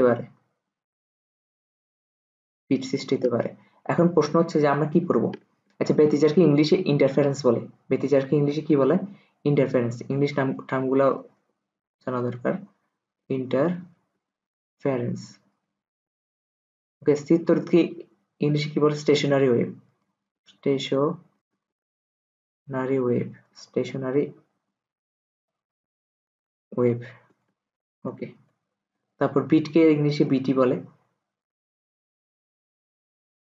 এখন কথা হচ্ছে আমাদের পড়তে হবে এই চ্যাপ্টারের জন্য, এই চ্যাপ্টার যদি আমি যদি বলি, আমাদের পড়তে হবে ব্যতিচার, ঠিক আছে। এখানে এই দুইটা জিনিস আমাদের পড়া হচ্ছে কোথায়, ফার্স্ট পেপারে 9 নাম্বার চ্যাপ্টারে, তরঙ্গ চ্যাপ্টারটাতে, ঠিক আছে। তাহলে আমাদের পড়ালেখা কোনটা নিয়ে, এখন আমাদের পড়ালেখা হচ্ছে যে এটা নিয়ে, এটা হচ্ছে সেকেন্ড পেপারের ভৌত আলোক বিজ্ঞানে, ঠিক আছে। তাহলে এই পড়াটা এটা নিয়ে পড়া থাকবে কোথায়, এটা নিয়ে পড়া থাকবে সেকেন্ড পেপার পেপারের চ্যাপ্টার 7-এ। চ্যাপ্টার 7 মানে কি, এখন যেটা পড়াচ্ছি ভৌত আলোক বিজ্ঞান। আর এটা নিয়ে পড়ালেখা কোথায় আছে, এটা নিয়ে পড়ালেখা আছে ফার্স্ট পেপারের 9 নাম্বার চ্যাপ্টার, 9 নাম্বারে। তো আমরা যখন ফার্স্ট পেপারে উঠে পড়াবো তখন ওগুলো ক্লিয়ার করবো, স্থির তরঙ্গ আর বিট ক্লিয়ার করবো। তবে স্থির তরঙ্গ আর বিট এগুলো অনেক বড় বড় টপিক, এগুলো যদি এখন ক্লিয়ার করতে যাই তাহলে আমরা এই চ্যাপ্টার থেকে বের হয়ে যাবো, এগুলো অনেক বড় টপিক, ঠিক আছে। তাহলে এখন কথা হচ্ছে ব্যতিচার কখন সৃষ্টি হয়, উপরিপাতনের ফলে 3টা ঘটনা সৃষ্টি হতে পারে। কখন ব্যতিচার সৃষ্টি হবে আর কখন তরঙ্গ সৃষ্টি হবে আর কখন বিট সৃষ্টি হবে, ঠিক আছে। তো আমরা যদি প্রথম ব্যতিচারের কথা বলি, ব্যতিচার কখন সৃষ্টি হবে, ব্যতিচার নিয়ে তো আমরা ডিটেলসে স্টাডি করবো, এখন আপাতত একটু সামান্য জেনে রাখলে হবে, ঠিক আছে। ব্যতিচার সৃষ্টি কখন হবে, ব্যতিচার সৃষ্টি হবে দুইটা কন্ডিশন ঘটলে। এক হচ্ছে যে A1 is equal A2, আমি বুঝাবো সবগুলা, ঠিক আছে, এবং F1 is equal F2, ঠিক আছে, হবে। আচ্ছা আমরা কি জানি, আমরা জানি না যে উপরিপাতন মানে কি, উপরিপাতন হচ্ছে দুইটা তরঙ্গের মিলন ঘটলে, ঠিক কিনা। দুইটাই হইতে হবে এমন না, দুইটার বেশি হইতে পারে, কিন্তু নর্মালি আমরা দুইটা ধরে নিই, দুইটা মিলন ঘটলে। তো তার মানে দুইটা তরঙ্গের একটা নাম যদি প্রথম তরঙ্গ হয়, আরেকটা নাম যদি দ্বিতীয় তরঙ্গ হয়, তো প্রথম তরঙ্গের একটা নির্দিষ্ট বিস্তার থাকবে, দ্বিতীয় তরঙ্গের একটা নির্দিষ্ট বিস্তার থাকবে, প্রথম তরঙ্গের একটা নির্দিষ্ট কম্পাঙ্ক থাকবে, দ্বিতীয় তরঙ্গের একটা নির্দিষ্ট কম্পাঙ্ক থাকবে। যদি প্রথম তরঙ্গ আর দ্বিতীয় তরঙ্গের বিস্তারটা সমান হয়, মানে এ সমান হয়, আর যদি প্রথম তরঙ্গের কম্পাঙ্ক আর দ্বিতীয় তরঙ্গের কম্পাঙ্ক সমান হয়, তখন হচ্ছে ব্যতিচারটা ঘটবে। তার মানে এখানে আমি যদি পরিচয়টা দিয়ে দিই, এখানে একটু পরিচয়টা দিয়ে দিলে পরে বুঝবি। এ এ হচ্ছে বিস্তার, তাহলে A1 কি হবে, প্রথম তরঙ্গের বিস্তার, এটা লিখতেছি না। আর F হচ্ছে কি তরঙ্গ, সরি তরঙ্গ বলতেছে কম্পাঙ্ক, ওকে। এটা হচ্ছে প্রথম কন্ডিশন। সেকেন্ড কন্ডিশন হচ্ছে যে তরঙ্গ দৈর্ঘ্যে একই দিকে অগ্রসর হতে হবে, ঠিক আছে। মানে যে দুইটা তরঙ্গের উপরিপাতন ঘটতেছে, এই তরঙ্গ দুটো একই দিকে অগ্রসর হবে। একই দিকে অগ্রসর হলে কিভাবে মিলন ঘটে, এগুলো আমরা আস্তে আস্তে পড়বো, ঠিক আছে, আজকেই পড়বো। তরঙ্গ দৈর্ঘ্যে একই দিকে অগ্রসর হতে হবে, একই দিকে অগ্রসর হতে হবে। মূলত তরঙ্গের উপরিপাতন থেকে হচ্ছে এই চ্যাপ্টারের মেইন পড়া শুরু, ঠিক আছে। তরঙ্গের উপরিপাতন থেকে তরঙ্গ দৈর্ঘ্যে একই দিকে অগ্রসর হতে হবে। আমি এতদিন যা পড়েছি এগুলো বেসিক গুলো ক্লিয়ার করে আসছি, ঠিক আছে, যাতে উপরিপাতন এরপর টপিক গুলো বুঝালে ইজিলি বুঝোস। তো আমি যদি এখন ব্যতিচার সৃষ্টির জন্য একটা এক্সাম্পল দিই, যে ধর ধর এটা একটা, আমি আগে তরঙ্গ, আচ্ছা এটা একটা তরঙ্গ আঁকতেছি আমি, তো তরঙ্গ এক, দেখি প্রথম তরঙ্গ আর কি, তো এটা হচ্ছে প্রথম তরঙ্গ। তো প্রথম তরঙ্গটা দেখতে এমন, ঠিক আছে। তো প্রথম তরঙ্গের একটা বিস্তার আছে, এই যে বিস্তার আছে, আমি যদি একটু ভালো বলে দেখি, এই যে এতটুক জিনিসকে কি বলি, এতটুক জিনিসকে আমরা বিস্তার বলি না, মানে এটা তো প্রথম তরঙ্গ, এটা হচ্ছে প্রথম তরঙ্গ, প্রথম তরঙ্গ, ঠিক আছে। ওকে, প্রথম তরঙ্গ, খুব ভালো কথা। তার মানে প্রথম তরঙ্গের যে বিস্তার এটা A1, আর এটা তোর একটা কম্পাঙ্ক আছে, হ্যাঁ, এটা কি আছে, একটা কম্পাঙ্ক আছে, কম্পাঙ্ক হচ্ছে কি F1, ওকে। এরকম একটা তরঙ্গ যদি, এরকম একটা তরঙ্গ যদি ঠিক সেম টু সেম আরেকটা তরঙ্গের সাথে উপরিপাতন ঘটে, তখনই ব্যতিচারটা ঘটবে। এখানে তো একটু ভুলে গেল, তো তারা পর মুছে আমি করি।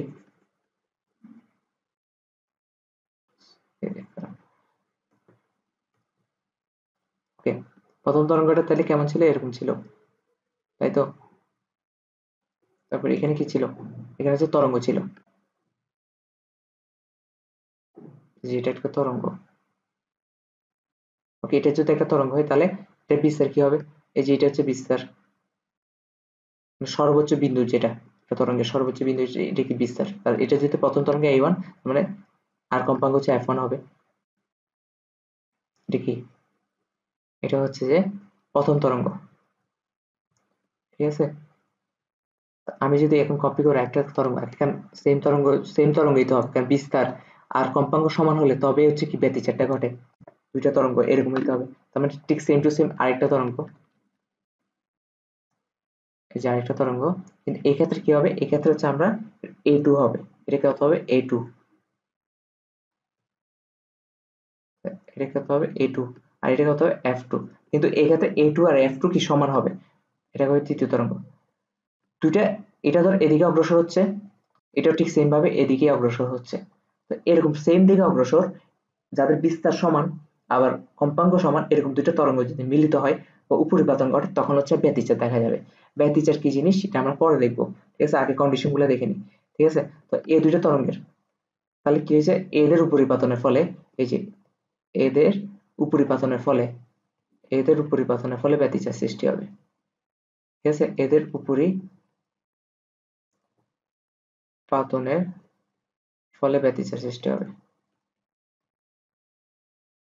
ব্যতিচার সৃষ্টি হবে। বুঝতে পারছি? ওকে, তারপর হচ্ছে কি, আমরা যদি পরবর্তী পেজে যাই, ব্যতিচার কেন সৃষ্টি হবে এটা বুঝতে পারছি। তাহলে এখন হচ্ছে আমাদের পড়া হচ্ছে যে স্থির তরঙ্গ কেন সৃষ্টি হবে। হ্যাঁ, স্থির তরঙ্গের পড়া এই চ্যাপ্টারে না, বাট তাও কন্ডিশনটা কি, হ্যাঁ এটা বলে রাখি, স্থির তরঙ্গ কেন সৃষ্টি হবে। স্থির তরঙ্গ সৃষ্টি হবে কেন? স্থির তরঙ্গ তখন সৃষ্টি হবে যখন কন্ডিশন এক হচ্ছে যে, আবারও ঠিক সেম, a1 আর a2 সমান হতে হবে, a2 এবং, এখন আর পরিচয়গুলো দিচ্ছি না, f1 সমান f2 হবে, ঠিক আছে? f1 সমান f2 হবে। ওকে, কিন্তু সেকেন্ড কন্ডিশনটা যদি আগেরটার মতন হয়ে যায়, তাহলে তো এটা ব্যতিচারী সৃষ্টি হবে। সেকেন্ডটা হচ্ছে তরঙ্গদৈর্ঘ্যকে, মানে তরঙ্গদৈর্ঘ্য বিপরীত দিকে অগ্রসর হতে হবে, ঠিক আছে? তরঙ্গদৈর্ঘ্যকে বিপরীত দিকে অগ্রসর হতে হবে, বিপরীত দিকে অগ্রসর হতে হবে, বিপরীত দিকে অগ্রসর হতে হবে। ওকে, তরঙ্গদৈর্ঘ্যে তাকে কোন দিকে অগ্রসর হতে হবে, বিপরীত দিকে অগ্রসর হতে হবে।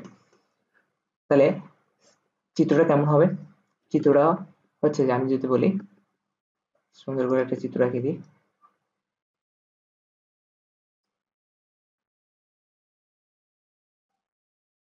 আশা করি বুঝতে পারছো জিনিসটা কি আঁকতেছি।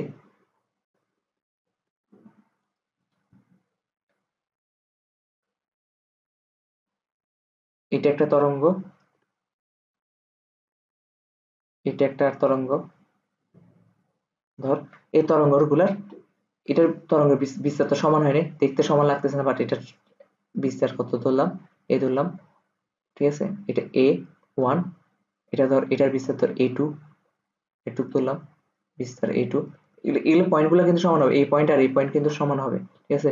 এই যে এটা এটা একটু বড় হয়ে গেছে মাথাটা, কিন্তু এটা সমান হবে, ঠিক আছে? বিস্তার তো চেঞ্জ হবে না, a1 a2 কি সমান, আবার কি এটার ধর f1 আর এটা ধর f2, কিন্তু এটা এদিকে অগ্রসর হচ্ছে আর এটা এদিকে অগ্রসর হচ্ছে, তখন হচ্ছে কি, তখন এদের মধ্যে যখন এই জায়গাটাতে উপরিপাতন ঘটবে, এই জায়গাটাতে মিলিত হয়েছে, তখন হচ্ছে কি স্থির তরঙ্গ সৃষ্টি হবে, যে ফলাফলটা পাবো এটা হচ্ছে স্থির তরঙ্গ। স্থির তরঙ্গ কি সেটা আমরা এই চ্যাপ্টারে পড়া না, ঠিক আছে?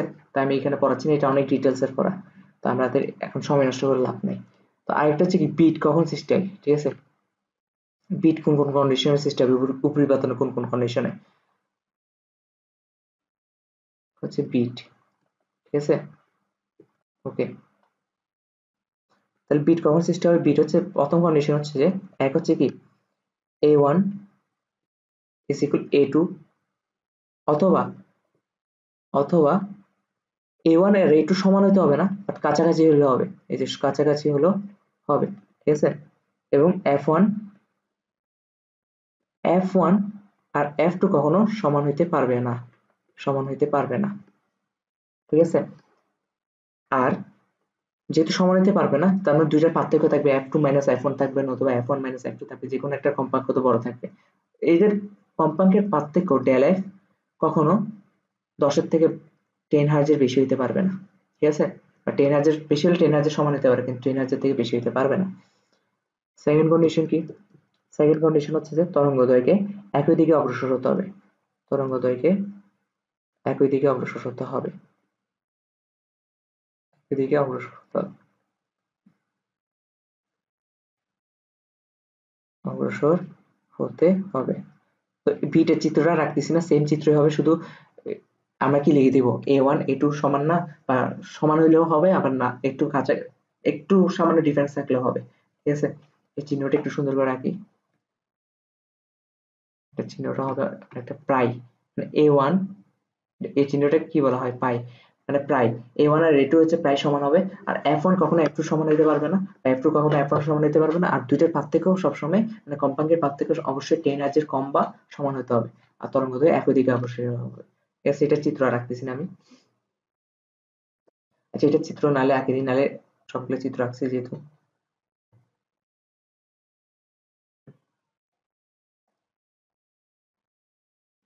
ওকে, দুইটা যেহেতু সেম দিকে অগ্রসর হবে,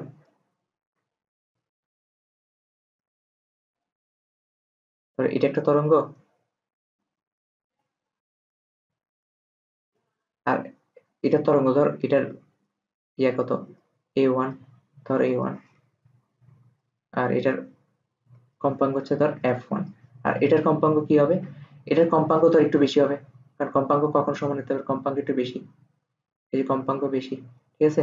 কিন্তু আর দৈর্ঘ্যটা কত, এটা ধর A2 আর A1 প্রায় কাছাকাছি হতে পারে বা সমান হতে পারে, এটা সমস্যা না, কিন্তু F1 কখনো F2 সমান হবে না, F1 আর F2 কখনো সমান হবে না। আর দুইটা কি, এটাও এদিকে অগ্রসর, এটাও এদিকে অগ্রসর, তাহলে এদের উপরিপাতনের ফলে কি সৃষ্টি হবে, পিচ সৃষ্টি হবে, এদের উপরিপাতনের ফলে পিচ সৃষ্টি হবে। একটু মনে রাখলে হবে, শুধু স্থির তরঙ্গ আর পিটের ক্ষেত্রে তোমাদের একটা চ্যাপ্টার আছে তো স্থির তড়িৎ, তো এই চ্যাপ্টারটা খালি মনে করে, এদের উপরিপাতনের ফলে পিট হবে। তো পিট আর স্থির তরঙ্গ নিয়ে এর থেকে বেশি জানতে হবে না এই চ্যাপ্টারের জন্য, মানে আমাদের এই চ্যাপ্টারের মেইন পড়া হচ্ছে ব্যতিচার, ঠিক আছে। এই চ্যাপ্টারের মেইন পড়া হচ্ছে কি, ব্যতিচার। তো ব্যতিচার পড়ানোর আগে আমাদের একটা জিনিস বুঝতে হবে, সেটা হচ্ছে সুসংগত তরঙ্গ। কি বুঝতে হবে, সুসংগত তরঙ্গ, কি বুঝতে হবে, সুসংগত তরঙ্গ। ওকে, সুসংগত তরঙ্গ,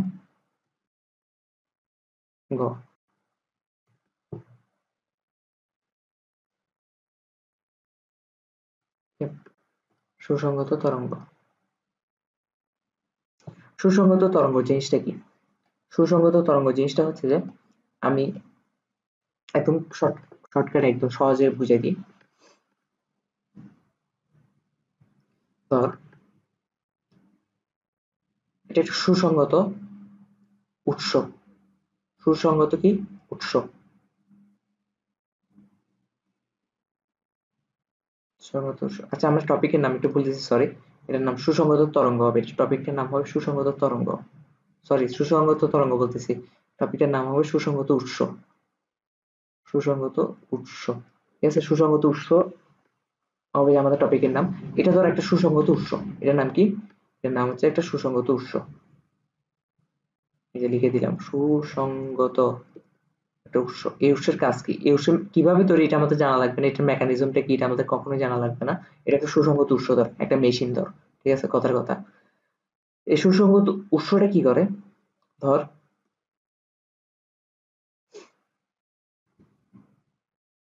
এদিক দিয়ে একটা উৎস কাজ করতেছে, এদিকে একটা উৎস আছে, এদিকে একটা উৎস আছে, উৎস আছে। এই উৎস থেকে ধর এখান থেকে একটা তরঙ্গ গেল, এই উৎস থেকে ধর এখান থেকে একটা তরঙ্গ গেল সুসংগ উৎসের ভিতর, ঠিক আছে। তা আমরা তো অনেকগুলো তরঙ্গ দেখাইতে পারতেছি না, তো সুসংগত উৎসের ভিতরে এই উৎস থেকে একটা তরঙ্গ গেল, এই উৎস থেকে একটা তরঙ্গ গেল। তো এটা ধর, এই তরঙ্গ উৎসটার তরঙ্গ দৈর্ঘ্য হচ্ছে λ1, এই উৎসটার তরঙ্গ দৈর্ঘ্য হচ্ছে λ2, ঠিক আছে, λ2। এখন সুসংগত উৎস থেকে এই তরঙ্গের কারণে যে তরঙ্গটা বের হবে, এখান থেকে যে তরঙ্গটা বের হবে এই তরঙ্গটার কারণে, আর এখান থেকে যে তরঙ্গটা বের হবে, সুসংগত উৎস কি করে, ওদের সবকিছু সমান করে দেয়, ওদের সবকিছু সমান করে দেয় মানে কি, এখন এখান থেকেও ল্যামডা বের হবে, এখান থেকেও ল্যামডাই বের হবে, ঠিক আছে, দুইটা তরঙ্গ দৈর্ঘ্য সমান করে দিছে। আর দুইটা তরঙ্গ দৈর্ঘ্য যখন সমান করে দিছে, ওদের কম্পাঙ্ক ব্যাক এটাও সমান হবে, ঠিক আছে। তার মানে আমাদের প্রথম কি বলতে পারি, আমরা প্রথম বলতে পারি যে সুসংগত উৎস হতে নির্গত আলোর তরঙ্গ দৈর্ঘ্য সর্বদা সমান হবে, ঠিক আছে। সুসংগত সুসংগত উৎস হতে সুসংগত উৎস হতে নির্গত আলোর তরঙ্গ দৈর্ঘ্য সর্বদা সমান হবে, নির্গত আলোর তরঙ্গ দৈর্ঘ্য সর্বদা সমান হবে। আলোর তরঙ্গ দৈর্ঘ্য সর্বদা কি সমান হবে, সর্বদা সমান হবে। ওকে, তারপর আমরা কি বলতে পারি যে সুসংহত উৎস থেকে নির্গত আলোক রশ্মির সর্বদা নির্দিষ্ট পরিমাণ দশাপার্থক্য থাকবে। দশাপার্থক্য বোঝাতে পারি, এই লাইনটা একটু বুঝিয়ে দিই আমি। আচ্ছা, এই লাইনটা যদি একটু বুঝে, এই লাইনটা বুঝিয়ে দেওয়ার জন্য আমাদেরকে দুটো তরঙ্গ একটু সুন্দর করে আঁকতে হবে, সুন্দর করে আঁকতে হবে। সেই জন্য আমরা কি করবো, আমরা প্রথমে একটা লাইন টানি, প্রথমে একটা কি টানবো, লাইন টানি, এখান থেকে একটা লাইন টানি। ওকে, এখন ধর এই তরঙ্গটা সুসংহত তরঙ্গ থেকে এভাবে সৃষ্টি হচ্ছে, এভাবে সৃষ্টি হচ্ছে। ওকে, আর এই তরঙ্গটা ধর এইভাবে সৃষ্টি হয়েছে।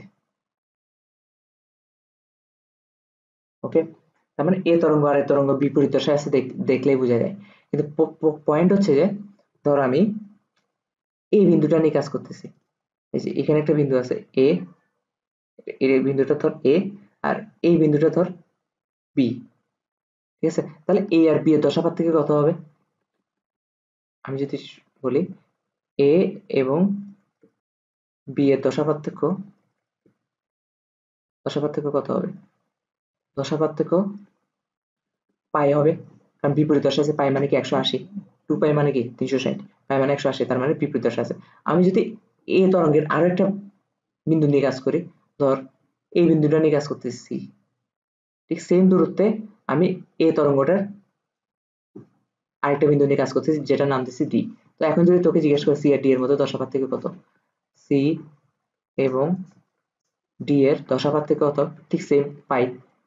আমি যদি ধর আরো একটা বিন্দু নিই, ধর এই ঠিক সেম দূরত্বে এই তরঙ্গটা ধর এই বিন্দুতে, এই বিন্দু নিয়ে কাজ করছে, ঠিক সেম দূরত্ব হচ্ছে এটা, এটা ধর এফ, ঠিক আছে? তাহলে এখন যদি আমরা বলি এফ ই এবং এফ এর মধ্যে দশা পার্থক্য কত হবে, ই এবং এফ এর দশা পার্থক্য কত হবে, ঠিক সেম পাই।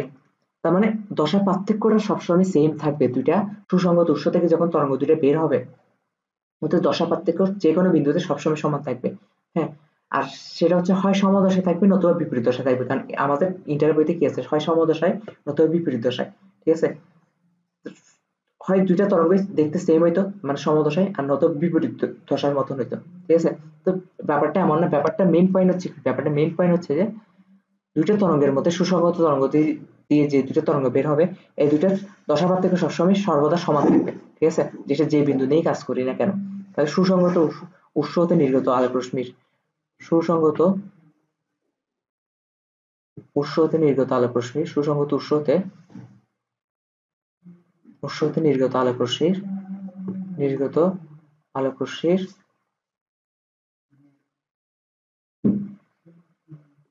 রশ্মির সর্বদা নির্দিষ্ট পরিমাণ দশা পার্থক্য বজায় থাকে, সর্বদা নির্দিষ্ট পরিমাণ দশা পার্থক্য বজায় থাকে, সর্বদা নির্দিষ্ট পরিমাণ বা হ্যাঁ, সর্বদা নির্দিষ্ট পরিমাণ দশা পার্থক্য বজায় থাকে, পরিমাণ দশা পার্থক্য বজায় থাকে, দশা পার্থক্য বজায় থাকে। বুঝতে পারছি? ওকে, তারপর এখন সুসংগত উৎস কিভাবে তৈরি, ঠিক আছে? সুসংগত উৎসটা কিভাবে তৈরি এটা নিয়ে একটা পয়েন্ট হয়। সুসংগত উৎস নিয়ে বুঝার টপিক হচ্ছে এই দুইটা ছিল, ঠিক আছে? আর সুসংগত উৎস দুটি ছিদ্র দ্বারা তৈরি করা হয়, ঠিক আছে? সুসংগত উৎস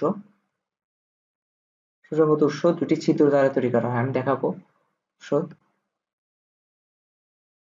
দুটি ছিদ্র দ্বারা তৈরি করা হয়, দুটি ছিদ্র দ্বারা তৈরি করা হয়।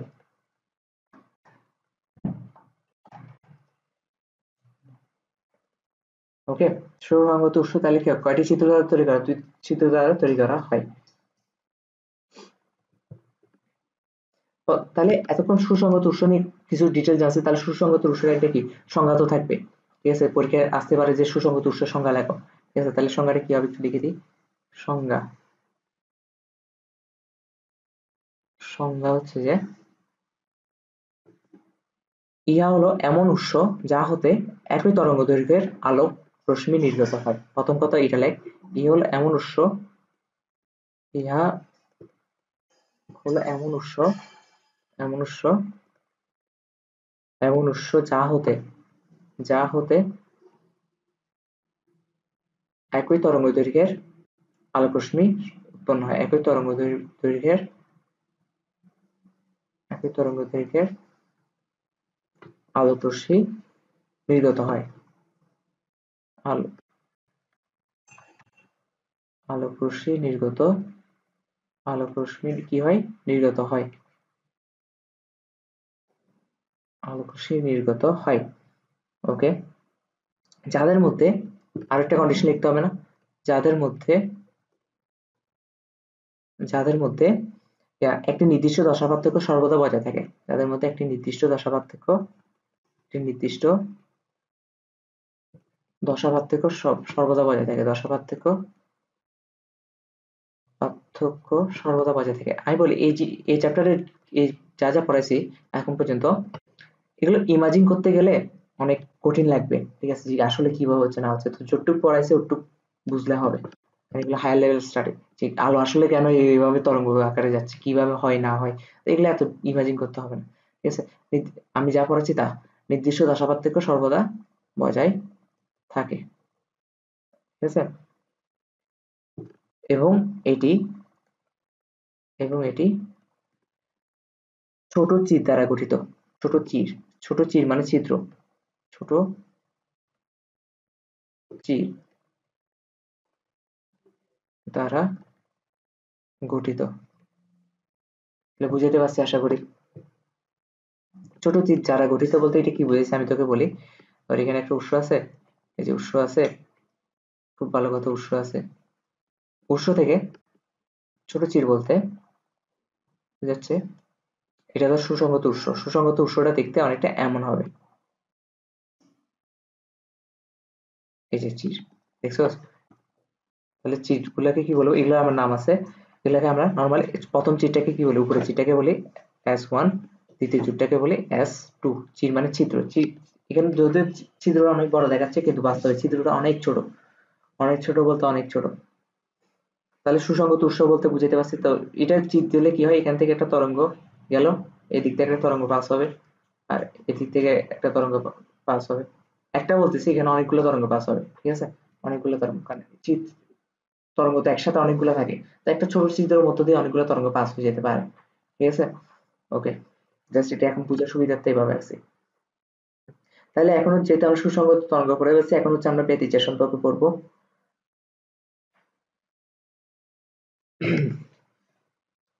আলোর ব্যতিচার। এখন টপিকের নাম কি? টপিকের নাম হচ্ছে আলোর ব্যতিচার।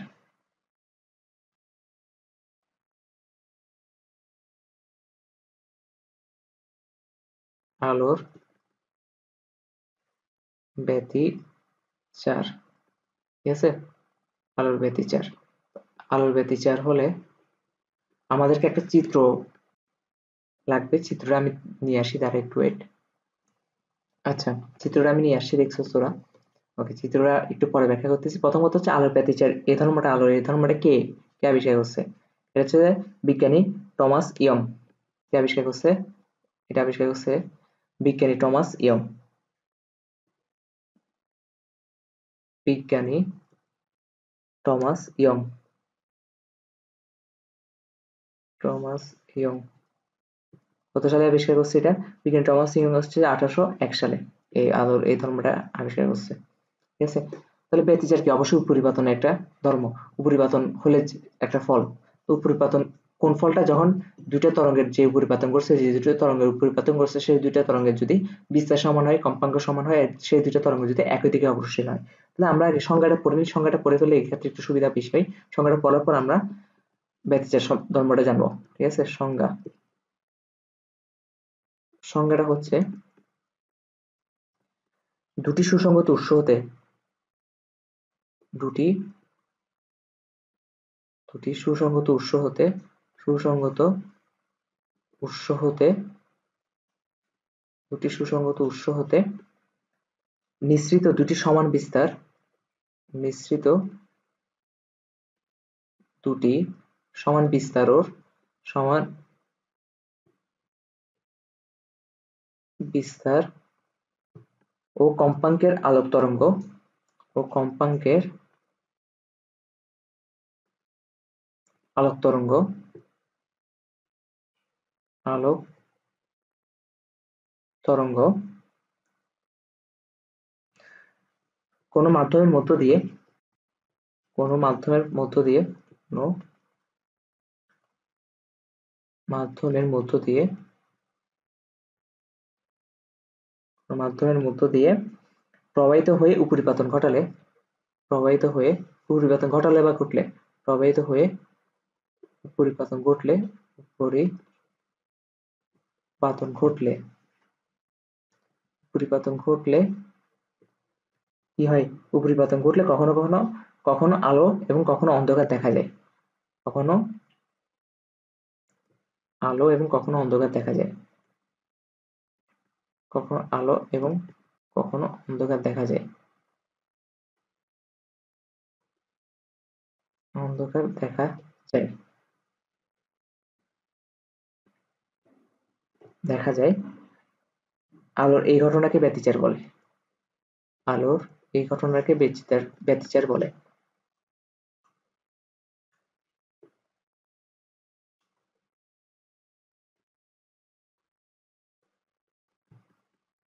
ব্যতিচার বলে।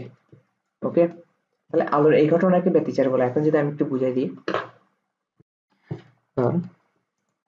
এটা হচ্ছে উৎস থেকে অনেকগুলো আলোক তরঙ্গ যাচ্ছে, অনেকগুলো আলোক তরঙ্গের মধ্যে দিয়ে S1 দিয়ে কিছু S1 মানে কি প্রথম চিত্রটা বা প্রথম চিরটা, এটা চির দিয়ে কিছু আলোক তরঙ্গ ঢুকছে, দ্বিতীয় চিরটা দিয়ে কিছু আলোক তরঙ্গ ঢুকছে, ঠিক আছে? ঢুকার পর এদের মধ্যে আস্তে আস্তে কি তরঙ্গ মুখটা বাড়তে থাকবে না? তরঙ্গ মুখটা এদের কারণে মানে এই চির দিয়ে যে তরঙ্গগুলো ঢুকছে আর এই চির দিয়ে যে তরঙ্গগুলো ঢুকছে, এদের তরঙ্গের মুখে যদি একটা সঞ্চারপথ তৈরি করি, হ্যাঁ, তো সঞ্চারপথটা এমন হবে না এরকম, যত সামনের দিকে অগ্রসর হচ্ছে তত গোলকীয় তরঙ্গ মুখটা কি তত বাড়তে থাকবে না, মানে এটা আমরা পড়ে আসছি। ঠিক সেম ক্ষেত্রে এই তরঙ্গ, এই চির দিয়ে যে তরঙ্গগুলো ঢুকছে, ঠিক সেম এই চির দিয়ে তরঙ্গগুলোর ক্ষেত্রে সেম, এই যে আস্তে আস্তে কি এই চির দিয়ে যে তরঙ্গগুলো ঢুকছে এদের গোলকীয় তরঙ্গ মুখটা কি আস্তে আস্তে বাড়তেছে, এরকম বাড়তে বাড়তে একটা সময় এইদিকে পদ্মায় যখন মিলন হবে, পদ্মা একটার উপর একটা উপরিপাতন ঘটবে, মানে এই চির দিয়ে যে তরঙ্গগুলো ঢুকছে আর এই চির দিয়ে যে তরঙ্গগুলো ঢুকছে, এদের তরঙ্গ মুখগুলো কি একসাথে উপরিপাতন ঘটবে, উপরিপাতন ঘটলে ওভারল্যাপিং ঘটবে, ঠিক আছে? ওভারল্যাপিং ঘটলে, আচ্ছা আরেকটা কথা বলে রাখা ভালো, এই চির দিয়ে যে তরঙ্গগুলো ঢুকছে আর এই চির দিয়ে যে তরঙ্গগুলো ঢুকছে, যদি সুসংগত তরঙ্গের মধ্য দিয়ে ঢুকছে, তাহলে অবশ্যই এই চির দিয়ে যে তরঙ্গগুলো ঢুকছে আর এই চির দিয়ে যে তরঙ্গগুলো ঢুকছে, এদের বিস্তার আর কম্পাঙ্ক অবশ্যই সমান। আর দেখ দুইটা কি সেম দিকে অগ্রসর হচ্ছে, এটাও সামনের দিকে অগ্রসর হচ্ছে, এইগুলোও সামনের দিকে অগ্রসর হচ্ছে আর এগুলো সামনের দিকে অগ্রসর হচ্ছে, তো অগ্রসর হতে এই চির দিয়ে মানে S2 চির দিয়ে যে তরঙ্গ মুখগুলো ঢুকছে বা যে তরঙ্গগুলো ঢুকছে, এই তরঙ্গগুলোর কারণে যে তরঙ্গ মুখটা সৃষ্টি হচ্ছে এটা আস্তে আস্তে বড় হইতে হইতে, আর প্রথম চির দিয়ে যে তরঙ্গগুলো ঢুকছে এদের তরঙ্গ মুখগুলো আস্তে আস্তে বড় হইতে হইতে একটা সময় মানে S1 দিয়ে যে তরঙ্গগুলো ঢুকছে আর S2 দিয়ে যে তরঙ্গগুলো ঢুকছে এদের ওভারল্যাপিং ঘটবে। ওভারল্যাপিং ঘটলে ধর পদ্মায় ওভারল্যাপিং ঘটলো, এই পদ্মার মধ্যে দেখা যাবে একবার আলো সৃষ্টি হয়েছে, একবার অন্ধকার সৃষ্টি হয়েছে, একবার আলো সৃষ্টি হয়েছে, একবার অন্ধকার সৃষ্টি হয়েছে, একবার আলো সৃষ্টি হয়েছে, একবার অন্ধকার সৃষ্টি হয়েছে, এরকম একটা ঘটনা দেখা যাবে। এই ঘটনাটাকে বলা হয় ব্যতিচার, ঠিক আছে?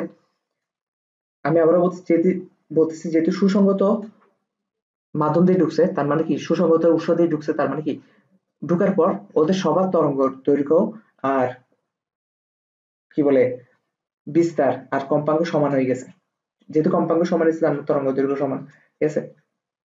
ঢোকার পর যখন ওভারল্যাপিং করছে পথের উপর, মানে একটা তরঙ্গের উপর একটা তরঙ্গ পড়ছে, তখন এর অন্ধকার আলো এরকম একটা ঘটনার সৃষ্টি হয়েছে, এটাকে বলা হয় ব্যতিচার।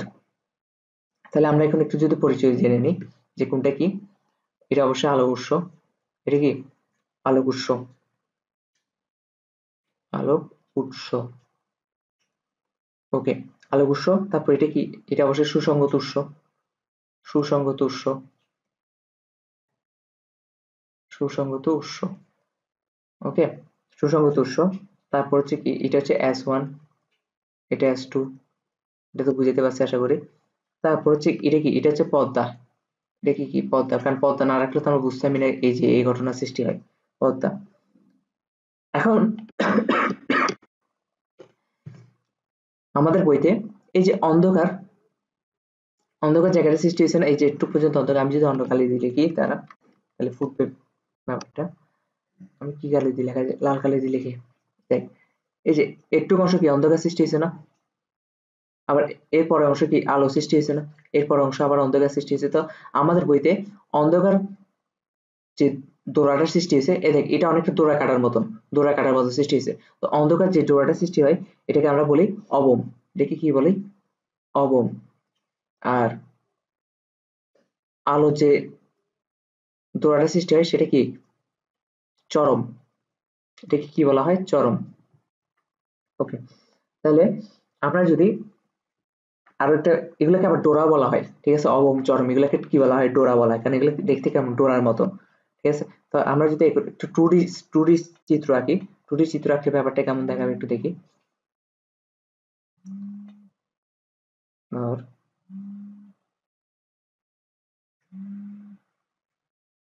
টু ডি চিত্র আঁকতেছি আমি, এটা একটা সুসংগত উৎস, তাহলে দুইটা চির থাকবে, যে দুইটা চির দিলাম, সুসংগত উৎস, এটা ধর একটা আলোক উৎস, আমি যদি দিই যে এটা হচ্ছে আলোক উৎস, ঠিক আছে, এই যে আলোক উৎস, আলোক উৎস থেকে এদিক দিয়ে একটা তরঙ্গ গেছে। আচ্ছা আমি পদ্মাটা আঁকি দিই, ওয়েট, এটা তোর পদ্মা, দেখি পদ্মা। এখন কিসে উৎস থেকে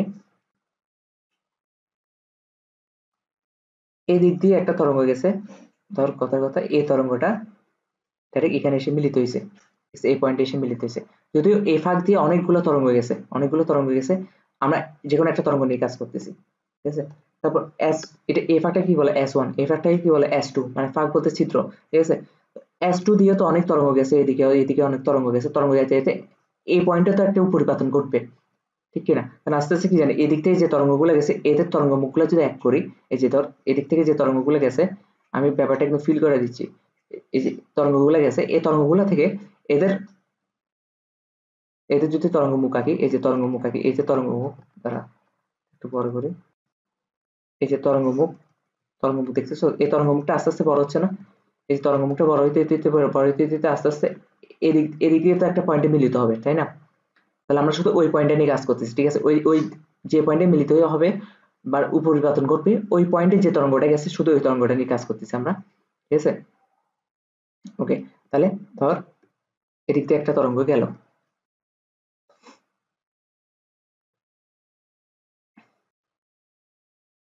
এই যে সরি এটা একটু গাঢ় হয়ে গেছে, এই যে ধর এদিকে এসে এই পয়েন্টে যে মিলিত হয়েছে, ঠিক আছে। তাহলে এটা কিন্তু আলোক উৎস, এখান থেকে অনেকগুলো আলোক উৎস আছে, এই যে অনেকগুলো আলোক উৎস, এই আলোক উৎস আলোক উৎস আলোক উৎস, এই এই আলো থেকে কি এখান থেকে গেছে, ঠিক আছে, এদিক থেকে গেছে, তো আমি তো এত আঁকতে পারতেছি না, ওকে। তাহলে এখন দেখ একটা জিনিস, তাহলে আমাদের কোথায় মিলিত হয়েছে, মিলিত হয়েছে এই পয়েন্টে মিলিত হয়েছে, তাই তো। এই যে উপরিপাতন ঘটছে, এই উপরিপাতন ঘটার কারণে এইখানে হয়, আগে আগে লিখে দিই, তারা একটু একটু ক্লিয়ার করে দিলে ভালো হয়, যে এখানে এই পয়েন্টে কি করছে, এই পয়েন্ট হচ্ছে আলোক তরঙ্গ দুটি উপরিপাতন ঘটেছে, ঠিক আছে। যদি এখানে এখানে আরো অনেক উপরিপাতন করছে, এখানে এখানে এখানে আরো অনেক উপরিপাতন করছে, তো এগুলো তো আমরা আস্তে আস্তে জানবো, ঠিক আছে। এখানে কি হচ্ছে, আলোক তরঙ্গ দুটির উপরিপাতন ঘটেছে, তরঙ্গ দুটির উপরিপাতন ঘটেছে, আর তরঙ্গ দুটি অবশ্যই বিস্তার সমান আর কম্পাঙ্ক সমান, কেন কেন সুসংগত আলো উৎস দিয়ে গেছে, ঠিক আছে, আলোক তরঙ্গ দুটির উপরিপাতন ঘটেছে। ওকে, ভালো কথা, ঘটেছে, খুব ভালো কথা। এখন কথা হচ্ছে এই যে উপরিপাতন ঘটার ফলে এই পয়েন্টটাতে, এই যে এই পয়েন্টটাতে যে কোনো কিছু হতে পারে, যে কোনো কিছু হতে পারে বলতে দুইটা ঘটনা করতে পারে, হয় আলো দেখা যাবে অথবা অন্ধকার দেখা যাবে, ঠিক আছে, অথবা অন্ধকার দেখা যাবে। কখন আলো দেখা যাবে আর কখন অন্ধকার দেখা যাবে এগুলো আমরা পড়বো, ঠিক আছে? আলো দেখা যাবে, কখনো অন্ধকার দেখা যাবে। আর আলোকে আমরা কি বলতে পারি? আলোকে বলে উজ্জ্বল চরম, ঠিক আছে? আলোকে একবার বলে, মানে উজ্জ্বল বলতে পারে উজ্জ্বল ডোরা, মানে আলোকে বলে কি উজ্জ্বল ডোরা, ঠিক আছে? উজ্জ্বল ডোরা। আর অন্ধকারকে বলা হয় অনুজ্জ্বল ডোরা, ঠিক আছে? অনুজ্জ্বল ডোরা। আবার আলোকে আরেকটা নামে ডাকা হয়, সেটা হচ্ছে চরম, ঠিক আছে? আর অন্ধকারকে বা উজ্জ্বল ডোরাকে আরেকটা নামে ডাকা হয়, এটা হচ্ছে উজ্জ্বল ডোরা, এটা হচ্ছে কি অন্ধকার ডোরা। এটাকে আরেকটা নামে ডাকা হয়, সেটা হচ্ছে অবম। মানে চরম হবে নাকি অবম হবে, ঠিক আছে? এগুলো হচ্ছে মানে এই পয়েন্টটাতে চরম হইতে পারতো, অবম হইতে পারতো। আচ্ছা, এটা S1, এটা S2, ঠিক আছে? এখন চরম হবে না অবম হবে এগুলো আমরা পরে জানবো। তবে উপর ব্যতিচার ঘটনার কি, ব্যতিচার জিনিসটা কি, এটা তো বুঝাতে পারছি আশা করি, ঠিক আছে? তো চরম আর অবমকে একসাথে আবার ডোরার বলা হয়, এটা তো আমি বলছিলাম যে চরম আর অবম এগুলোকে আবার কি বলা হয়? ডোরা বলা হয়। যদি চরম হয় তাহলে উজ্জ্বল ডোরা, তাহলে অবম হলে অনুজ্জ্বল ডোরা। এগুলোকে একসাথে কি বলা হয়? এগুলোকে একসাথে বলা হয় ডোরা, ঠিক আছে? ডোরা ইংলিশে এটাকে কি বলা হয়? ডোরা ইংলিশ হচ্ছে যে ফ্রিঞ্জ। ডোরা ইংলিশ কি? ফ্রিঞ্জ, ফ্রিঞ্জ, ওকে। তারপর এখন এতটুকু তো বুঝাতে পারছি আশা করি, ওকে। এখন যদি আমরা একটু ইয়াতে যাই, পরের পেজে যাই।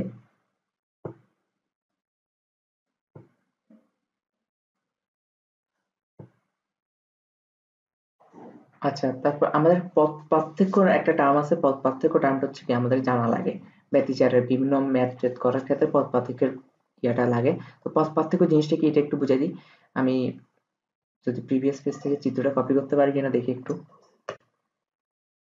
চিত্র যদি কপি করতে পারি তাহলে ভালোই। তো চিত্রটা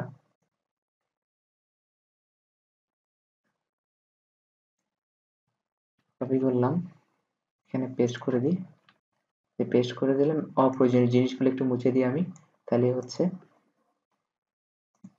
অপরিচিত জিনিসগুলো মুছে দিই তাহলে। আচ্ছা, এগুলো তো পরিচয় আমি আগের পেজে দিয়ে দিচ্ছি, তাহলে এই পেজের জন্য এই পরিচয়গুলো লাগতেছে না। ওকে,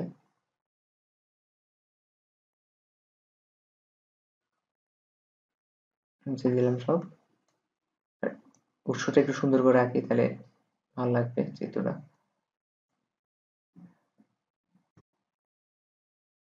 ওকে, আর এখানে একটা উৎস ছিল, উৎস থেকে হচ্ছে যে তরঙ্গ দুইটা গেছে আর কি, ঠিক আছে? এখানে একটা উৎস ছিল, ওকে, এটা উৎস ছিল, ভালো কথা। তো আমরা যদি এই উৎস থেকে এই দুইটা তরঙ্গ গেছে, ঠিক আছে? এই যে দুইটা তরঙ্গ গেছে সেম উৎস থেকে, এই উৎস থেকেই গেছে। আচ্ছা, ভালো কথা। এখন কথা হচ্ছে এই যে পদ্মার এই বিন্দুতে মিলিত হয়েছে, এই মিলিত হওয়ার সময় এটার চরম বা যে কোনো একটা করতে পারে। তাহলে এই বিন্দুটা একটা নাম দিই, এটার নাম দিই পি, ঠিক আছে? এটার নাম কি দিই? এটার নাম দিই পি। পিতে কি, এই পি বিন্দুটাতে, এই বিন্দুটার নাম আর কি পি দিছি, এটাতে চরম হইতে পারে বা অবম হইতে পারে, এটা আমরা জানি না, ঠিক আছে? এটা আমরা আস্তে আস্তে জানবো, চরম বা অবম। চরম হবে নাকি অবম হবে এগুলো আমরা পরের ক্লাসে জানবো, ঠিক আছে? চরম বা অবম। তাহলে এখন আমাদেরকে একটা পার্থক্য টার্ম দেখতে হবে। আচ্ছা, একটা জিনিস খেয়াল কর, S1 থেকে, এই যে S1 থেকে একটা তরঙ্গ গেছে পি পর্যন্ত, আর একটা S2 থেকে একটা তরঙ্গ গেছে পি পর্যন্ত। তাহলে S1 থেকে যে তরঙ্গটা পি পর্যন্ত গেছে এটা দূরত্ব ধর S1 পি। এটা দূরত্ব কি? এটা দূরত্ব ধর S1 পি। আর S2 থেকে যে পি বিন্দুতে যে তরঙ্গটা গেছে ও দূরত্ব অতিক্রম করছে ধর S2 পি। চিত্রটা দেখলে কমন সেন্স থেকে বলা যাচ্ছে অবশ্যই S2 পি দূরত্বটা S1 পি থেকে বড়, কারণ S2 পি এখান থেকে গেছে আর S1 পি হচ্ছে এখান থেকে গেছে, ঠিক আছে? কথা কম দূরত্ব অতিক্রম করছে। তো এই দুইটার পথ পার্থক্য মানে এই যে বিয়োগফল, পথের ব্যবধানটা কত ছিল, S2P কত দূরত্ব অতিক্রম করছে, তার মানে S2P থেকে S1P বিয়োগ করে দিলে হচ্ছে, ঠিক আছে? এটাই হচ্ছে পথ পার্থক্য। পথ পার্থক্যটা কেন বের করা লাগে? পথ পার্থক্যটা হচ্ছে আমাদের ব্যতিচার নিয়ে যখন বিভিন্ন ম্যাথ করব তখন হচ্ছে এই পথ পার্থক্য জিনিসটা লাগবে। তো এই পথ পার্থক্যটা কিভাবে বের করবো? এই যে S1 থেকে এখানে একটা লম্ব এঁকে দিলেই তো হয়। এই যে লম্ব এঁকে দিলাম, সরাসরি লম্ব এঁকে দিলাম। তার মানে এইটুক অংশ, এই যে এইটুক অংশ আর এইটুক অংশ সমান, ঠিক কিনা? এইটুক অংশ সমান। তার মানে বাড়তি গেছে কতটুক? বাড়তি গেছে, বাড়তি গেছে এইটুক অংশ, এই যে একটু অংশ বাড়তে গেছে, তো এই বাড়তি অংশটা বের করতে পারলে হয়। তো আমরা ধর এই যে লম্বটা আছে, লম্বটা আনার পর এখানে বি টানলাম, ঠিক আছে। তো আমি এগুলো যদি একটু মুছে দিই তাহলে চিত্রটা সুন্দর থাকবে। এই যে এখানে বি, বি, তার মানে এ একটু অংশ হচ্ছে কি পথ পার্থক্য, তার মানে পথ পার্থক্য সমান কত, পথ পার্থক্য সমান হচ্ছে যে ইয়া কি বলা যায়, আচ্ছা S1P আর বিপি সমান, কেন আবার দেখ S1P মানে আমি যদি পয়েন্টার দিয়ে দেখাই যে S1P আর বিপি সমান, ঠিক আছে, S1P is equal বিপি, ঠিক আছে, বুঝতে পারছি আশা করি। আর পথ পার্থক্য তাহলে কি হবে, পথ পার্থক্য হচ্ছে যে অবশ্যই এই যে এটা S2P S2B, এই পথ পার্থক্য x দিয়ে প্রকাশ করে, তাহলে পথ পার্থক্য সমান পথ পার্থক্য x is equal S2B, বুঝতে পারছি আশা করি। আচ্ছা এই পদ্মার মধ্যে যে কোনো একটা বিন্দুতে S1P আর S2P সমান হবে, ঠিক আছে। এটা কোন কোন সময়, এটা হচ্ছে একদম পদ্মার মাঝখানে ধর এটা হচ্ছে পদ্মার মাঝখানে বিন্দুটার নামও পি দিছি যাতে একটা সূত্র দাঁড় করাতে পারে সেজন্য, ঠিক আছে। এটা সমান কেন হবে, কারণ এই পদ্মাটা যখন মাঝখানে আছে তখন এখান থেকে যে তরঙ্গটা এখানে যাবে, যদি একটু হালকা কালি নিই, এই যে এখান থেকে S1 থেকে যে তরঙ্গটা এখানে যাবে মিলিত হবে, ঠিক সেম দূরত্বে S2 থেকেও মিলিত হবে, সেম দূরত্বে অতিক্রম করছে, দেখছো একদম পদ্মার মাঝখানে। তো পদ্মার মাঝখানে যখন সেম দূরত্ব অতিক্রম করে এই এই পয়েন্টে, এই যে এ পয়েন্টটাতে আমি যদি বলি এ পয়েন্টটাতে কি হবে, তাহলে এই পয়েন্টটাতে আমাদের S1P আর S2P সমান, ঠিক আছে। আর এই পয়েন্টটাতে আমাদের কোনো পথ পার্থক্য নাই, তার মানে কি পথ পার্থক্য নেই, x is x is equal 0, ঠিক আছে, আমাদের কোনো পথ পার্থক্য নেই, বুঝতে পারছি তাহলে আশা করি। এখন এখানে আরেকটা ঘটনা ঘটে, সেখানে একটু পরিচয় দিয়ে দিই এগুলার, নাহলে এটা হচ্ছে কি, এটা হচ্ছে পদ্মা, এটা কি পদ্মা, এটাকে ইংলিশে কি বলা হয়, স্ক্রিন, একে বলা হয় স্ক্রিন, ঠিক আছে। আর এক্স হচ্ছে কি, এক্স হচ্ছে পথ পার্থক্য, ঠিক আছে, পার্থক্য। আর এটা তো জানো S1 S2 S2 0, ওকে, এটা চালক উৎস,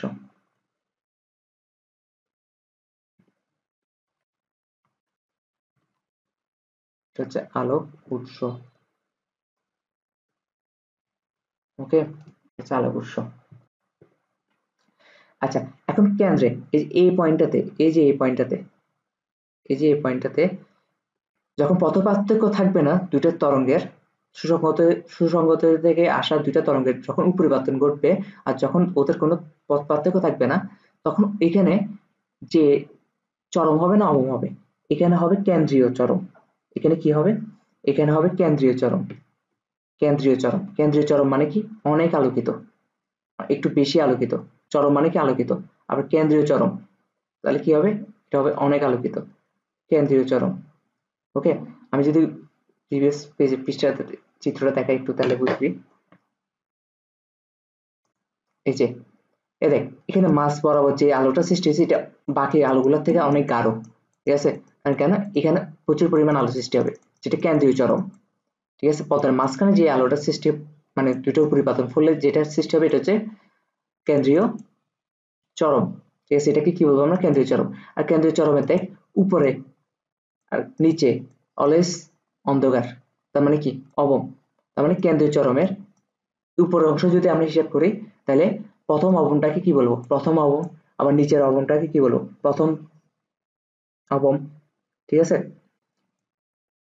অর্থাৎ কেন্দ্রীয় চরমটাকে আমি মানে পদটাকে দুই ভাগ কর, কেন্দ্রীয় চরম, কেন্দ্রীয় চরমের দিকে দুই ভাগ কর, নিচে এক পার্ট উপরে এক পার্ট, কেন্দ্রীয় চরমের উপরে প্রথম শুরুটা অবশ্যই অবনতি হয়, ঠিক নিচেও ঠিক শুরুটা অবনতি হয়, তাহলে আমরা দুই ভাগ করলে কেন্দ্রীয় চরমের উপরের দিকে উঠতে থাকলে আমরা বলবো প্রথম অবম প্রথম চরম, দ্বিতীয় অবম দ্বিতীয় চরম, তৃতীয় অবম তৃতীয় চরম, ঠিক নিচের দিকে নামতে থাকলে এভাবে বলবো প্রথম অবম প্রথম চরম, দ্বিতীয় অবম তৃতীয় চরম, প্রথম অবম দ্বিতীয় চরম।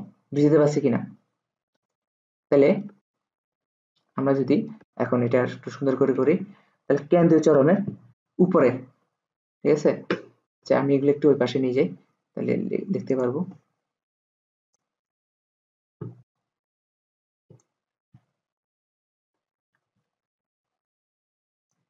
এগুলো একটু ওই পাশে নিয়ে গেলাম, ঠিক আছে, আর এগুলো একটু মুছে দিই। ওকে, তাহলে আমরা যদি এখন লিখি একটু সুন্দর করে, কেন্দ্রীয় চরমের উপরের অংশ থাকবে প্রথম অবম, মানে অবম। কেন্দ্রীয় চরমের উপরে অবশ্যই অবমই থাকবে, কারণ একবার চরম হয় একবার অবম হয়, তার কেন্দ্রীয় চরমটা কি একটা চরম না? তার মানে উপরে একটা চরম অবম থাকবে, ঠিক আছে, উপরে একটা কি থাকবে? অবম থাকবে, অবম থাকবে। যেহেতু চরমের পর আবার অবমই হয়, তাহলে নিচেও একটা অবম থাকবে। তো এখন উপরে যে অবমটা থাকবে এটাকে বলবো প্রথম অবম, ঠিক সেম ভাবে নিচেরটাকে কি বলবো? প্রথম অবম। হ্যাঁ, এরপর আস্তে আস্তে উপরের দিকে উঠতে যাবে, তার মানে এরপর প্রথম যে চরমটা পাওয়া যাবে সেটাকে বলো প্রথম চরম, ঠিক আছে। এরপর আবার দ্বিতীয় অবম, এরপর আবার দ্বিতীয় চরম, ঠিক আছে। কোন চরমের নাম? এগুলো এগুলো হচ্ছে চরমের নাম, চরম অবমের নাম, এভাবে চলতে থাকবে। ঠিক সেম ভাবে এখানে প্রথম অবম, প্রথম চরম, চরম, তারপর আবার দ্বিতীয় অবম, দ্বিতীয় চরম, এভাবে চলতে থাকবে নামগুলা। বুঝতে পারছি? তাহলে এই ছিল আজকের পড়ালেখা মোটামুটি। আমি যদি আর একটু সুন্দর করে আঁকি, আরো সুন্দর করে আঁকি, তাহলে আরেকটা চিত্র আঁকলে আরো ক্লিয়ার করে দিই। ধর এটা কি সুসংগত উৎস? সুসংগত উৎস, আচ্ছা। এটা কি? এটা হচ্ছে আলোক উৎস, মানে এখান থেকে তরঙ্গগুলো যাবে, যে তরঙ্গগুলো যাবে যাইতে যাইতে এখান থেকে কিছু তরঙ্গ ঢুকবে, এখান থেকে কিছু তরঙ্গ ঢুকবে। আর পিছনে কি রাখবো? পিছনে হচ্ছে পর্দা রাখবো। পিছনে কি রাখবো? পিছনে হচ্ছে পর্দা রাখবো। ওকে, তাহলে আমরা কি জানছি? আমরা জানছি যে একদম মাঝ বরাবর যে উপরিপাতনটা করবে, একদম মাঝ বরাবর যে উপরিপাতনটা করবে, মানে একদম মাঝ, এটা ধর আমরা তো একদম সঠিকভাবে বলতে পারবো না মানে মাঝ বরাবর কোনটা। ধর এই যে একদম মাঝ বরাবর উপরিপাতনটা হচ্ছে এইটা, এই যে এই বিন্দুটাতে হচ্ছে উপরিপাতন করতেছে মাঝ বরাবর। এই মাঝ বরাবর যে উপরিপাতনটা ঘটবে এটা হবে কি? এটা হবে কেন্দ্রীয় চরম। এটা হবে কি? কেন্দ্রীয় চরম, কেন্দ্রীয় চরম, ঠিক আছে। কেন্দ্রীয় চরমের পর প্রথমটা কি হবে? উপরের দিকে প্রথম অবম, এরপর এখানে যে এইখানে সৃষ্টি হবে প্রথম অবম, তারপর এখানে সৃষ্টি হবে প্রথম চরম, প্রথম চরম, এখানে সৃষ্টি হবে দ্বিতীয় অবম, এখানে সৃষ্টি হবে দ্বিতীয় চরম, ঠিক আছে। ঠিক সেম ভাবে এখানেও কেন্দ্রীয় চরমের পর, যেহেতু চরমের পর আবার কি হয়? অবম হয়, যেহেতু কেন্দ্রীয় চরমের নিচের দিকে প্রথম অবম, তার মানে এটার নাম প্রথম অবম। এরপর আবার কি? প্রথম চরম, তারপর দ্বিতীয় অবম, তারপর দ্বিতীয় চরম, ঠিক আছে। তা আমি যদি এগুলাকে একটু বক্স করে দিতে পারি চাইলে, কারণ এগুলো দেখতে কেমন ডোরার মতন দেখায়। তারা একটু শর্টকাটে যদি করি, এটা কিসের মতন দেখায়? ডোরার মতন দেখায়। ডোরা মতন হলে কেমন হবে? এই যে এটা একটা ডোরা, এটা একটা ডোরা, এটা একটা ডোরা, এটা একটা ডোরা, এটা একটা ডোরা, একটা ডোরা। তার মানে কোন চরমের নাম কি? এগুলো হচ্ছে নাম। প্রথম চরম, প্রথম, দ্বিতীয় অবম, তৃতীয় চরম, এরকম, ঠিক আছে। বুঝতে পারছি আশা করি। ওকে, প্রথম অবম, চরম অবম, চরম। হুম, ওকে, তাহলে আজকের ক্লাস এতটুকুই। আমরা নেক্সট ক্লাসে ব্যতিচার নিয়ে ম্যাথ ট্যাথ করবো। ব্যতিচার, আরো ব্যতিচার নিয়ে আরো ডিটেল জানবো, কারণ আমাদের চ্যাপ্টার মেইন পড়া হচ্ছে ব্যতিচার, one of the main topic. এরপর অপবর্তন, সমাবর্তন, এগুলো আছে, ঠিক আছে। তাহলে আজকে এতটুকুই থাক।